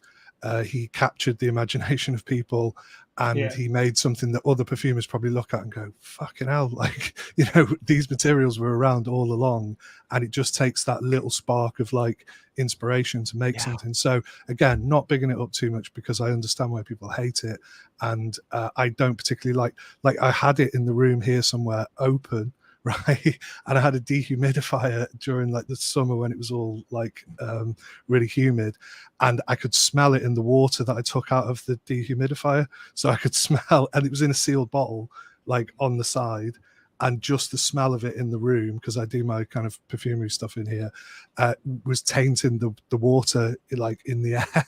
So I could smell it every time I tipped the water out of the dehumidifier. I could smell like the Baccarat Rouge, which is nuts, isn't it? Like, because those molecules must just be flying around the air all the time, it's quite sort of scary in a weird way, isn't it? Mm-hmm. See, I think it's both horrible and genius at the same time. And I think not everything needs to smell like Shalimar in order to be considered great. And this is a very simple perfume, but for me, it works. It is very simple, but it is another one that is very airy on me and sometimes disappears for up to 20 minutes. I can't smell anything, but by the end of the day, it's morphed. And I like perfumes that morph, that develop and change. And it's constantly doing that for me. I like ethyl maltol. I'm a fan of ambroxan, believe it or not. Yeah, me too. I like the soapiness of it. I like ethyl maltol in small doses. That kind of cotton candy or spicy thing going on. And this for me, I don't wear it very often. I don't wear MFK very often. I don't have an answer as to why. I just don't. You can see my bottle is still, it's 99% full, but I do, I think I've gone through more of my samples than I wear for my bottles, but whenever I wear it, I'm always able to enjoy it. There's a nice jasmine note in here. There's a nice floral accord that kind of pops. But this is another thing. Sorry, I can understand the hate for it, but I'm on the like side of Baccarat Rouge for it. Just to change the subject slightly, would you consider this is just a vintage mini of Eau Sauvage? Would you consider Eau Sauvage a chypre? A citrus chypre, yeah. Citrus chypre, yeah. The same way I would consider Chanel Pour Monsieur a citrus chypre. And the same way I would consider Diorella a citrus chypre. What about yourself? Yeah, absolutely. I just wondered because okay, let's play this game. Let's keep this game going, right? This is a limited edition bottle, so it doesn't look like the actual bottle. So I'll probably have to explain what it is. Oh no, you can see. There you go. It's CK1. CK1. For me, that's a citrus cologne, not a citrus chypre. Okay. It was just that we're kind of exploring the idea that the 90s aquatic sort of fragrances are essentially like modern chypres. It was a kind of modernization of the chypre kind of thing. And again, not to keep banging on about like formulas and stuff, but if you look at the formula for CK1, it's pretty complex for something that you think is reasonably straightforward and simple. There's all the vetiver, patchouli. There's all those base like things that create a kind of mossy feel, even though it's not a particularly mossy perfume. That still, you could say it was within the framework of a Chypre. Same with this. I mean, I've actually had to stop drinking my beer because right, I've got this is like this is from about 2000, this bottle, which shows you how much I wear it. I've not worn it for years. Low Dizzy. I actually opened a bottle of beer with it tonight and damaged the cap and got loads of plastic in my beer, and I was drinking it before and I was just like, no, I don't want to be like consuming weird plastic from like 20 years ago or whatever. So yeah, I've had to stop drinking my beer. Yeah, but yeah, it's just interesting what people consider a Chypre when it's, you know, such a broad genre. And do genres really matter? That's the other thing. Do genres really matter? You know, as soon as you define something by a genre, you put it in a box. And I hate to put things in the box, and I always like uniqueness. So I think the main question is it helpful? Is it you know, which way the perfume is going if we've never smelt it. So when you say Chypre, it kind of gives you an idea of what it can be or what it should be. But I don't think it should be defined by any of that. No, absolutely. But it's that thing of, is it a helpful sort of frame? You know, is it a reference point that's helpful? And if it is to you, if you go, okay, you know, if someone says a rose Chypre or a fruity Chypre or whatever, then is it helpful to you? You know, absolutely, because I know what they're talking about when I hear that, or when I hear woody oriental amber perfume. I know what they're talking about. I know where to reference it, but then in it for it to not be exactly that, not to be boxed, not to be picture perfect. And I think that's the magic. That's the magic of Frederic Malle. Whenever I hear he's releasing a perfume and I get the genre and I get the notes, it is never what I expect it to be. He always kind of throws me off track. And I love that. What's up, Mr. Smelly? Shoutouts to you, buddy. What's the classification for music for a while? Is it meant to be like an amber fougere, or is it? It is a fougere, but it is not a barbershop fougere. Yeah. Because I would have classified it as being an amber fougere, as they say now. Maybe an amber fougere. Because of that. It's definitely not barbershoppy. Yeah. It's not classic retro fougere. There is a retro fougere in there, but it's drowned in a pool of canned pineapple juice. Right, ethyl maltol, patchouli, scratchiness. Yeah.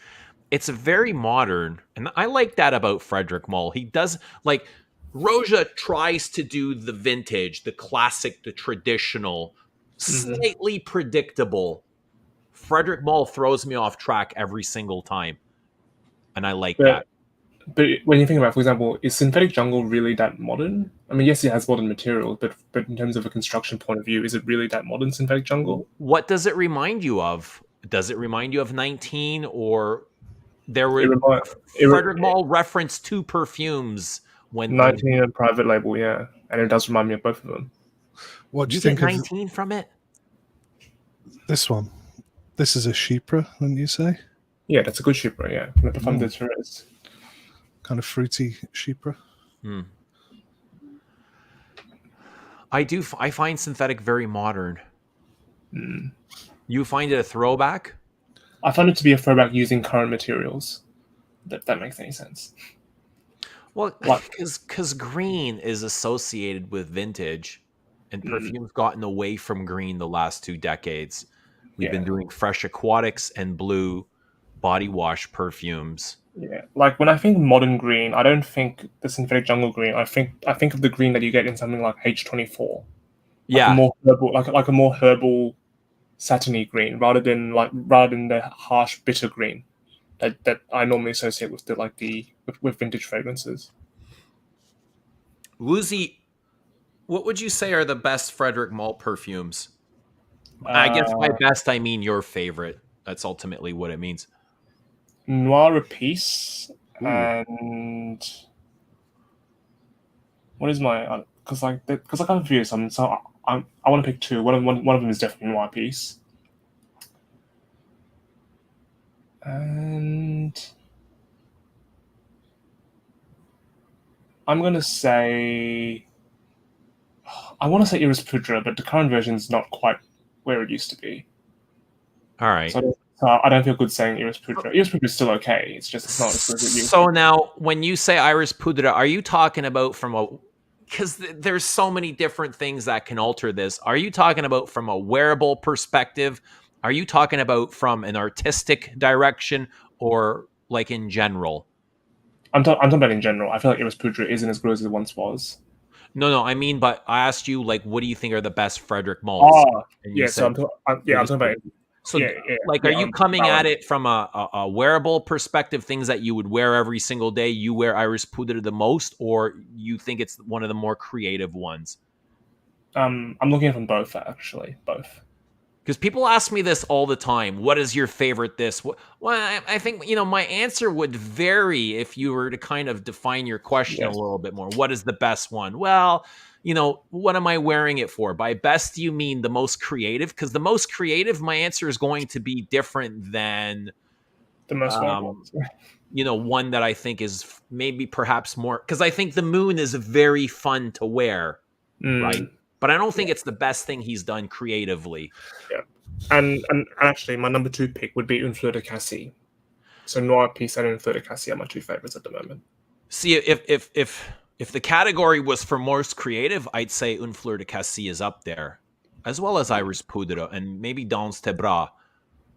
But I as do like things that people I want to enjoy in general, those would be the farthest thing from that list. really because I always thought Noir Piece was quite was a really good example of a mainstream sort of thing, but done in a really really really good way. That's one of the reasons why I really like it because it's super Hmm. wearable, but it's also done really really well.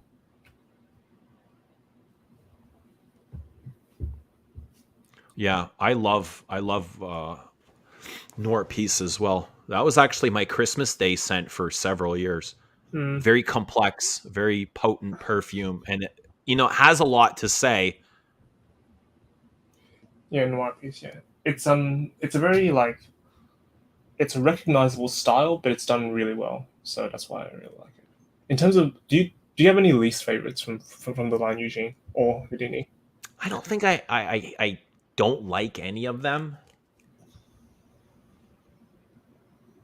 I'm a big fan of all of them, to be honest. I find seasons or times to wear almost all of them. I don't like the Angelica one. I wish I did. That's I one of wish my favorites. I wish I did because I get that it's like really cool and I like the spirit of it, but I just don't actually I like think it. it's as brilliant as any Frederick Mull.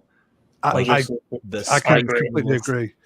I can Huh? agree with that, but I just I just don't like it. I can't And justify that's like fine. buying it That's or fine. whatever. Mm, Yeah. That's fine. But yeah, I think a few like that, like the low diver is that one. Yeah. that one's good, I think. I Cassis like is a that. tough wear. Fleur de Cassis is a tough wear. It's Mm. not an easy perfume. Mm. So depends if you like that thing. And Fleur de Cassis is absolutely brilliant. Yeah, Um, See, I see a lot of connection between Angelique sous la pluie, French Lover, and Vetiver Extraordinaire. They all have that green, yeah, woody, rooty, earthy thing going on, spiciness. yeah. There's something there that connects all three of them. Yeah. I know French Lover is like almost like a flanker of Angelique sur la pluie. I know that's sort of been a confirmed fact now. And in fact, French Lover was meant to be a Jean Claude Elena until Elena I've picked up by always Hermès. thought that. And I'd That's put Vetiver Extraordinaire in there too. They have that ashiness, kind of that pencil shaving, hamster cage, cedar, spice, cumin, clove, um, rootiness, roots, soily rootiness. yeah. Mm. I I mean, love the softness of Angelique sous la pluie. 8 hours later, it's so elegant, and soft. It's barely there. It's a whisper, Mm. right? mm, It's very close to the skin, but it's brilliantly done. I love that. It's got that tinge of orange to it, orange roots, slightly yeah. powdery. I do like most of them. I mean, I don't like the two main sort of. I'm assuming they're the big sellers.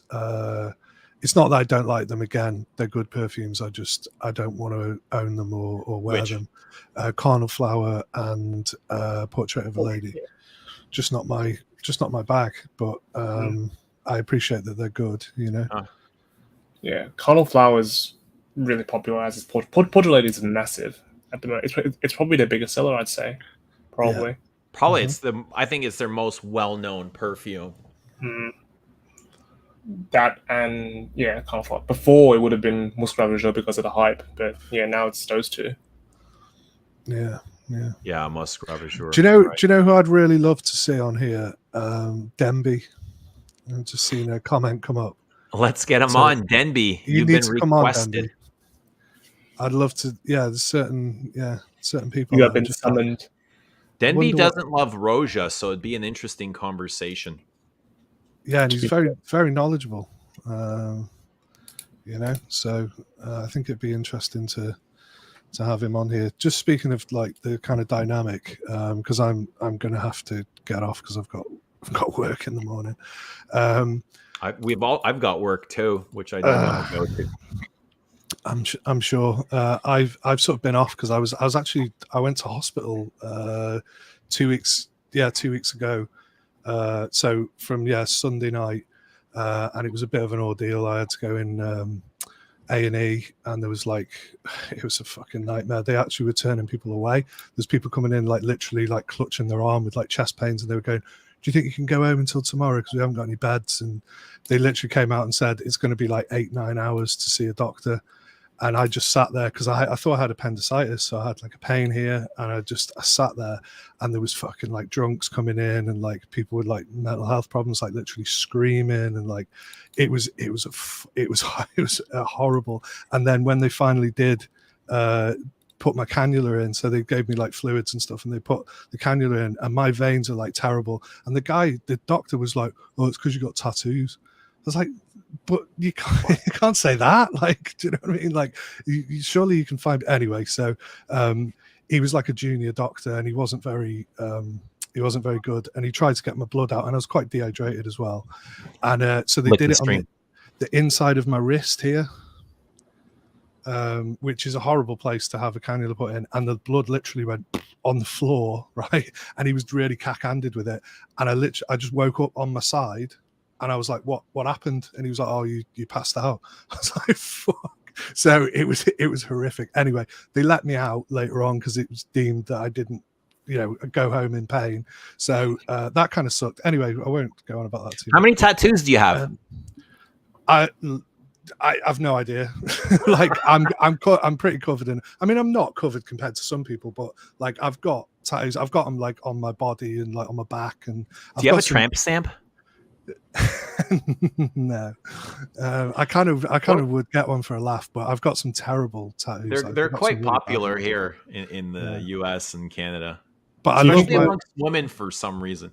Do you think people get them ironically now? Tramp stamps? Yes. I don't know. I don't have any tattoos. I'm not a tattoo person. I'm not against tattoos. I just don't have any.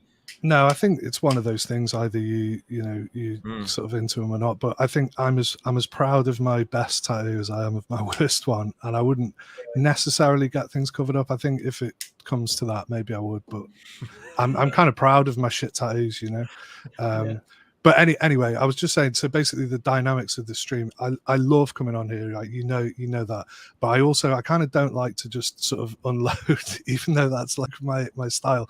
The best thing that I love is when I love the guests that you have on as well. But I really like that it's you and Rich Mitch, and just some of the pearls of wisdom. When you'd been away for a couple of weeks, everyone was really glad that you came back, and you had this kind of gentle sort of stream, but it was very talking about feelings, and it wasn't all necessarily perfume. And I love the dynamic. And then I hate that when I jump in, like the dynamic changes between like you and Rich Mitch, and it becomes which is fine. But I just kind of like to sort of reiterate. Same with the podcast. I say to the guys, look, I might seem like I fucking go on and stuff, but I have to get things out or I'll forget what I'm saying. Do you know what I mean? So I hate that kind of feeling of like I'm being like overbearing or trying to do. That is not my intention to do that at all. But I kind of have to because I'll forget my train of thought. So it's just, I just wanted to say that because when I come on, don't even worry about it. For every I person that comes on, it completely changes the dynamics of a stream. But I like this. Three or four people, I think, is perfect, and it adds enough where people can add or express their thoughts, and it doesn't get too congested either. No. If you have any more than 5, 6, 7 people start talking over each other and the sound goes to shit and it kind of derails the stream. But I think 3, even 4 is okay. But, I love having you on. I love hearing your thoughts, even though if they're different than mine and we can disagree, but it's a very respectful thing. The same way I disagree with Rich or he'll disagree with me. We can have differences and still respect each other, and that's it's not even about that. It's just that I like to hear other people's like points of view, and like certainly I mean, Rich is full of these little like pearls of kind of wisdom, isn't he? That are just like pearls of vintage wisdom. He's great. Because I mean, I don't even necessarily agree on it. It's not even about that. It's when you talk about kind of other stuff, again, not getting too heavy into the like, world events or like politics or anything. But inevitably, that's that's what people talk about, And if you didn't touch on that stuff, it'd be even weirder if it was just about perfume all the time. So yeah, I just I felt that I needed to say that. And again, I appreciate you, like, having me on and stuff and what we talk about. But I just want to say how much I love, because I'll sit there and I think I'd love to be involved in this conversation now, but I don't. But then it'd change it. So, maybe I don't want to be, or I'd like to be just quietly able to just chip in and then go, or, but inevitably when I come on, I end up fucking ranting, like calling someone a dickhead or like going, oh, I've had this like beef with someone on like Instagram or whatever. But no, anyway, I just thought I'd say it. But no, I like I say, I really appreciate you being around, and I think what I like about these streams, and it's meaningful to your audience, like your audience really care about this stream and what people are talking about. It's not just a kind of there's something more, like there's more sort of substance to it, which I think is great. So on that note, I will leave you. I'll finish my cigar and pop off. Thanks. We're just gonna finish up here. I got one more scent I want to share, and I'm not going to be too much longer. Oh, cool. Well, I'll stay. I'll stay then. I'll stay. Yeah, thanks for coming on. I love having you on, and usually when I get on the stream with Rich, we get together prior for a couple minutes and we have a discussion. Are we going to drop the link? Are we not? Is it just going to be us two? And if we haven't streamed in a while, sometimes it'll be just us two, and we won't let people on. Sometimes we don't want to stream for 3 or 4 hours, and the more guests you have on, the longer you're you can't kick you're people obligated to be there as the host, and sure. But I like having different people on. I like having different personalities and opinions, because my opinion, I know it's not the absolute, it's not the final say on perfume. We all have a way of expressing ourselves, and I love that people can share that about them. There is no absolute truth when it comes to perfume. So it's great to get different opinions. Did you give us your scent of the day today, by the way? Hey, me? Yeah. I'm wearing Antaeus. That's right. Woozy, did you give us your scent of the day? No, but I'm wearing Eau d'Hermès, the current version. But yeah, Eau d'Hermès. Great. Beautiful. Love that. Woozy, are you on Instagram? No. Yes, but I don't post. I lurk, as they say. Okay. Okay. Yeah. And so I'll give you. So I wore basically 3 perfumes all week. I wore this. This is several days. I wore this. Let me just blow this up. And this is Celine. Eau de California. What looks like? this is Eau de Yeah. California. And I do want to say, just because I post about something or I talk about a perfume, doesn't necessarily mean I am promoting it or I'm saying it's great or it's a must have, but it's something, that I'm at least able to enjoy. And I am enjoying the Celine brand as a whole. I don't think every single one of them is exceptional. I think there are some that are really good, some are very good, and then there's kind of mediocre ones. And I think that's where this is falling for me right now, is mediocre to good. And the reason being is, this have either of you smelled Eau de California? Yes, and I thought it was a bit bland in terms of the woodiness. I personally found it a bit bland. Right. For me, it's a little bit too much ISO, a little bit Mhm. too fresh, but that is in the name, Eau de California. So, oh, I am assuming they mean fresh California by this. Do you know, Mm. Woozy? Oh yeah, isn't it meant to have like a lot like almost like a smoky Palo Santo note to it as well? Here we go. It's not as smoky as it is ashy. It is ashy and spicy and Mm, woody. But the ISO really throws this off, and it throws it out of balance for me. I wish there was less ISO and more woods and smoke and a little bit more teeth. It's still slightly interesting, but just because I wear it, I show it. It's definitely not me saying this is yeah. brilliant perfumery. You need to go out and get this. Like I Mm, want to get that out of the way. It's something that it's good enough where I can enjoy, though. yeah. I Yeah, think. for me, Sorry, go on, Woozy. yeah, for me with the Celine line, the only two that really go into like excellent in my books is probably La Peau Nue and Black Tie. That's it, personally. I would agree. They're both exceptional, and I like night clubbing as well. I think you said it before, Eugene, that you like these soft uh, dry downs and these kind of delicate sort of things, like you obviously saying about the Frederick Malle and how it develops over time. I think that's the only one I've got. I'm just going to flex my Celine bottle because I'm so glad. I'm so happy to have this perfume because it's brilliant. And like I say, I wouldn't have really known particularly about this brand if you hadn't done that kind of influx of videos that you did the other week. Obviously, I knew that you had this previous to that, but I think this is just wonderful. Like I say, it's very much like, it just reminds me of like a girl's hair from like like some kind of like teenage sort of memory or something. It's just stunning. It's just a really lovely thing. And the orris, like I say, it's the cheap material, but we all love that orris. Yeah, I like that one a lot too.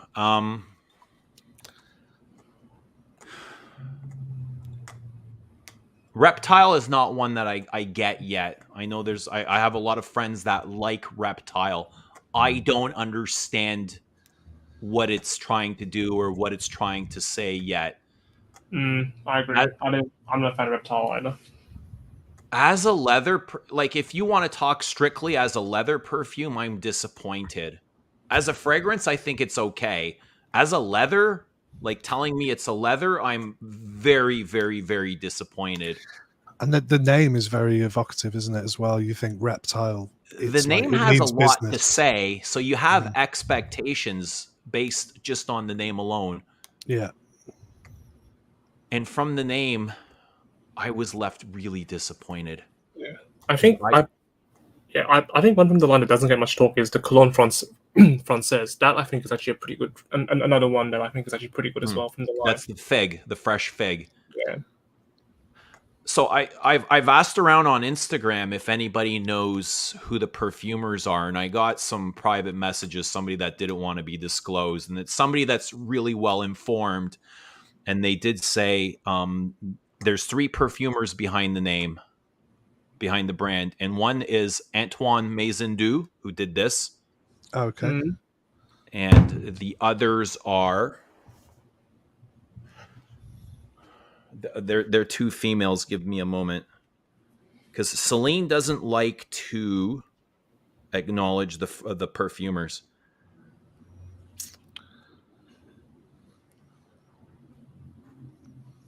One moment.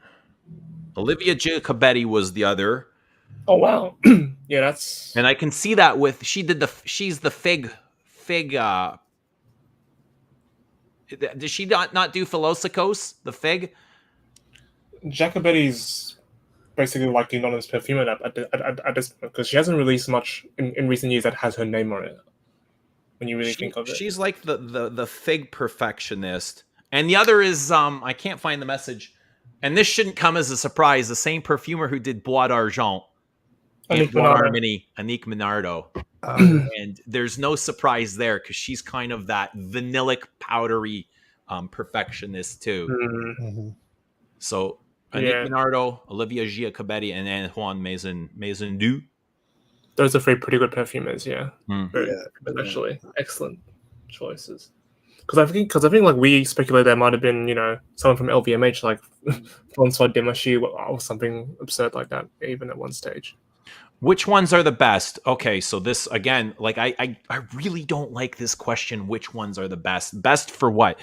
Ones that I would say to my viewers that are good enough worth purchasing. You don't need all of them. I like night clubbing.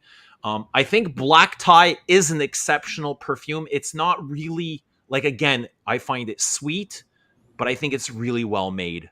And it's something that I would say if you like Tobacco Vanille, if you like Grand Soir, chances are you're going to like black tie. I think it's perfectly blended and it's a big perfume. It's a very big perfume and it's a really well done vanilla. So I like black tie for that. I like Le Peau Nu, but it's a big floral, big powdery floral.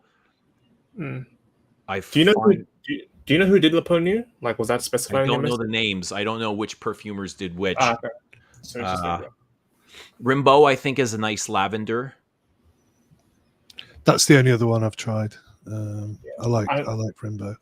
I remember in Rimbaud and Drano, I got that same steam note that I get out of H24 somewhere in the mid. That steam note is what I get in Reptile, that steaminess. The sclarine or whatever. Yeah, right.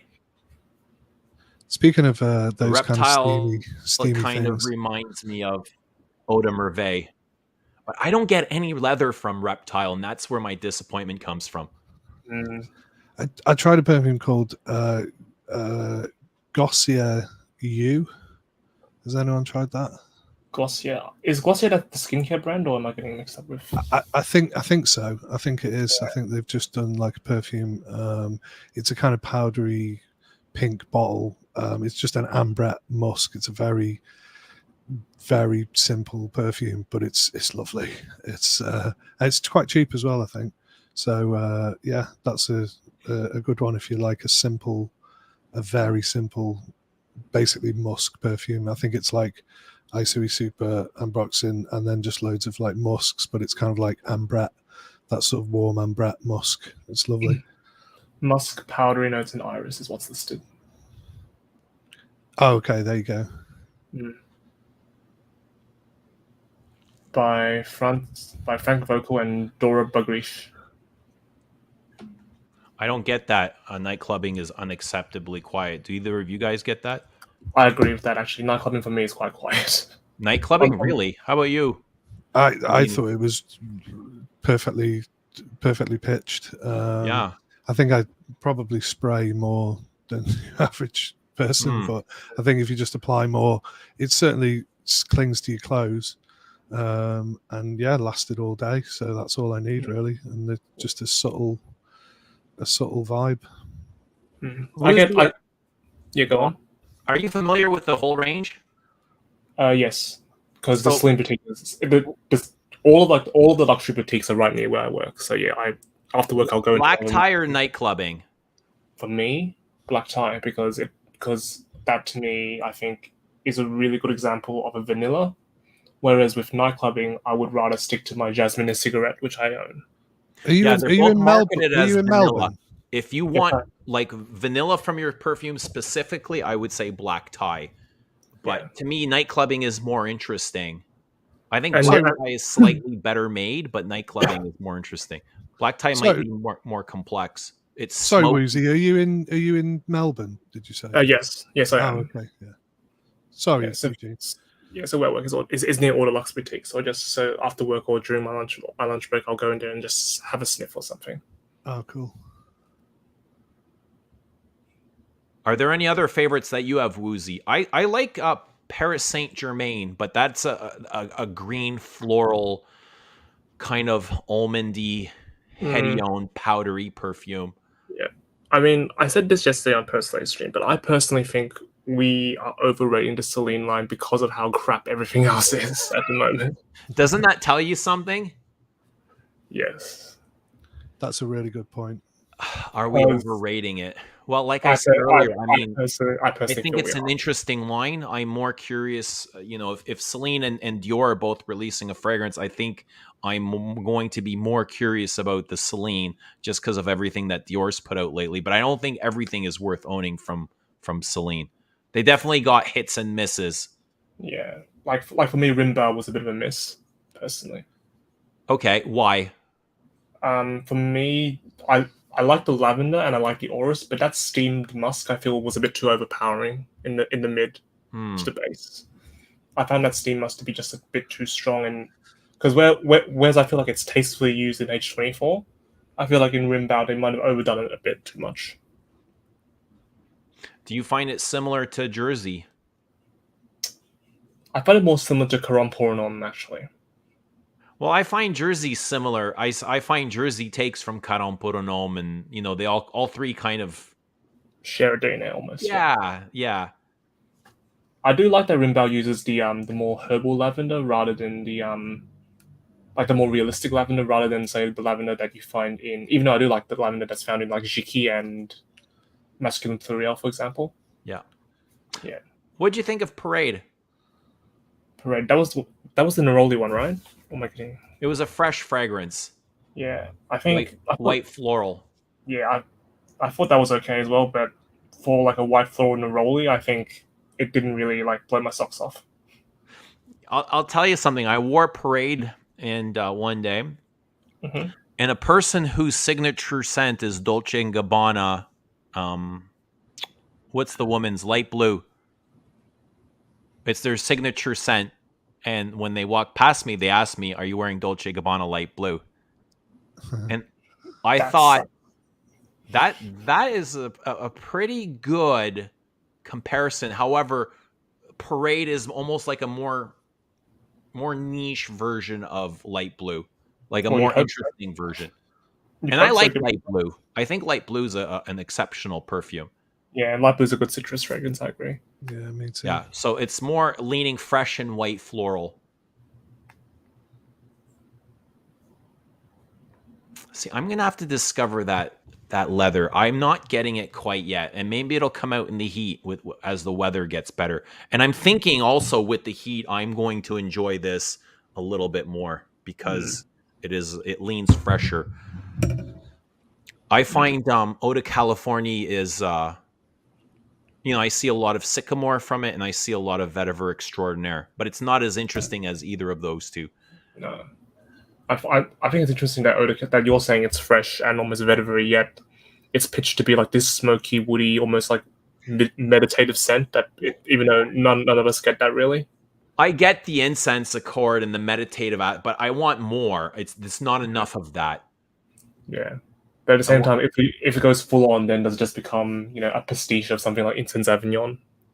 If it goes too far in that direction. Yeah, it's nowhere close to that kind of smokiness or the Gucci's Midnight Stroll. No. The problem is the reason I can't try anymore is because I'd have to buy the bottle and then I might end up keeping it like I did with nightclubbing. So yeah, that kind of sucks that I can't just readily go to a boutique or something and try them. But I did like Rimbaud. I think the lavender in it is really a good quality, or it's the, I say quality, it's the kind of lavender that I like. It doesn't smell like some scratchy aromatherapy oil shit, you know what I mean? It's very smooth and nice. The same way with Music for a While, even though that's a kind of challenging perfume to some people, and also Eau Noir, even though again that's got loads of other stuff going on. the fact that the lavender is in there, and like I'm not too keen on like Caron Homme. I do like that perfume, but it doesn't hit me immediately like that the lavender is like amazing sort of quality, whereas it did with Rimbaud, and it dies down as well, so it goes into like this kind of white floral and that sort of musk like steam thing that Woozy Tonka was bean. talking about. Yeah, and then into the tonka bean again, the signature tonka bean. You can't get away from that. But The it's not dry a down goop, is it's always not going a to be goopy nice. sweet Tonka. It's like a nice elegant Tonka, Yeah. which I can tolerate that kind of Tonka bean. Hmm. Rudy says Celine are highly wearable and unique at the same time. I agree. They're very wearable. They're very They're well very made, well, yeah. but they're not the most interesting things. At this Yeah. price point, I want some of these pieces a little bit more interesting. I want a little bit more oomph, right? Just a little bit. Yeah, and also I would say I would not say they're fairly priced personally, with the exception of the ones that I think are good. I don't think, for example, I don't think Parade is priced fairly, nor do I think Eau de California is priced fairly. Right? Okay. Yeah, But I suppose you're paying for the brand image and yes. the beautiful bottle. I mean, The it is a bottle, lovely the bottle is amazing, yes, and I know the bottles are designed to be evocative of the Celine boutique in a way. Mm-hmm. So I think that a lot of that price is the image. It is, and that's what you're paying for at the end of the day. And as perfume fans, we understand that. But you know, also you sort of begrudge maybe a simple citrusy fragrance that you kind of go, I don't really want to be paying like 200 £200 for that or whatever. But yeah, No. Which ones yeah. would you, Woozy? Which ones would you recommend? I think I would recommend as like a catch-all one of nightclubbing or black tie, whichever one works for the person who's trying it. But they're different enough to own both, I think. Yeah, but at the same time, I think they cover the same purpose. If that makes sense. I think. Okay. Well, what if somebody likes variety? Then yeah, sure, go for it. But like, if you only want to buy one, then you might as well pick between those two. Because yeah, I feel like they both have a dominant, not dominant per se, but they both have a like that vanilla Oris vibe that sort of bridges the two together. That I think is quite good. And then the other one I'd recommend is, of course, Laponu, which is my favorite from the line. Which one? Laponu. That's Okay, I like that one as well. That's a big iris rose. Do you get like a champagne-y strawberry thing from it? I get mostly. I get Oris, as in the Oris Ruti, the Ruti style of Oris, rather than the more satiny floral Oris. Some of that green like rose, like phenol alcohol sort of rose, like that green rose stem, and I also get like musk and rice powder, like a powdery rice note almost. That's what I get predominantly from it, with the Oris coming first. I like it. I think it's a beautiful. It's not the most exciting thing, but it is very beautiful. Yeah, that's to me, it's like a slightly stronger version of Chanel's La Pausa, which I really, really like. I find it, La Pausa, but even more so Dior's Dior Amour.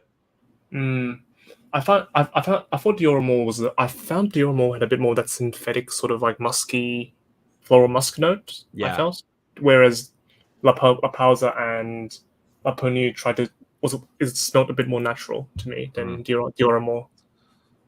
Like I feel like Dior Amour is the powder first, then the iris, whereas La Ponu and La Pausa is the Oris first, then the powdery notes that come behind it. Joshua is asking, how would you rank Celine between Chanel, Guerlain, and Dior? Well, from their exclusive lines strictly, I would rank Chanel, my favorite. And then, this all gets kind of like, Botchy, yeah. Botchy.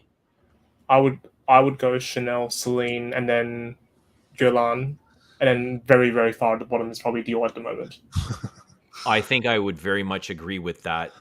Because to me, the difference between Celine and Guerlain is quite small. Yeah. The difference between Celine, Guerlain, and Chanel is a little bit bigger, but it's not that much bigger. Big difference. There's a big difference for me.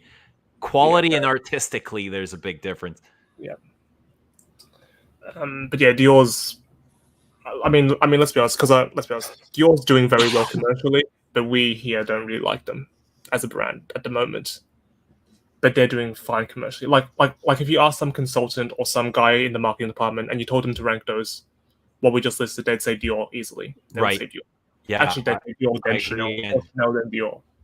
Which then brings up the other argument is that we, crap on Francois Dimachy's time at Dior, but in reality, if you ask the CEO of Dior, he'd be like, "Oh, Francois Dimachy, he saved my brand. He elevated Dior back up to the level of Chanel." Whereas we here, we'd be like, "That was terrible."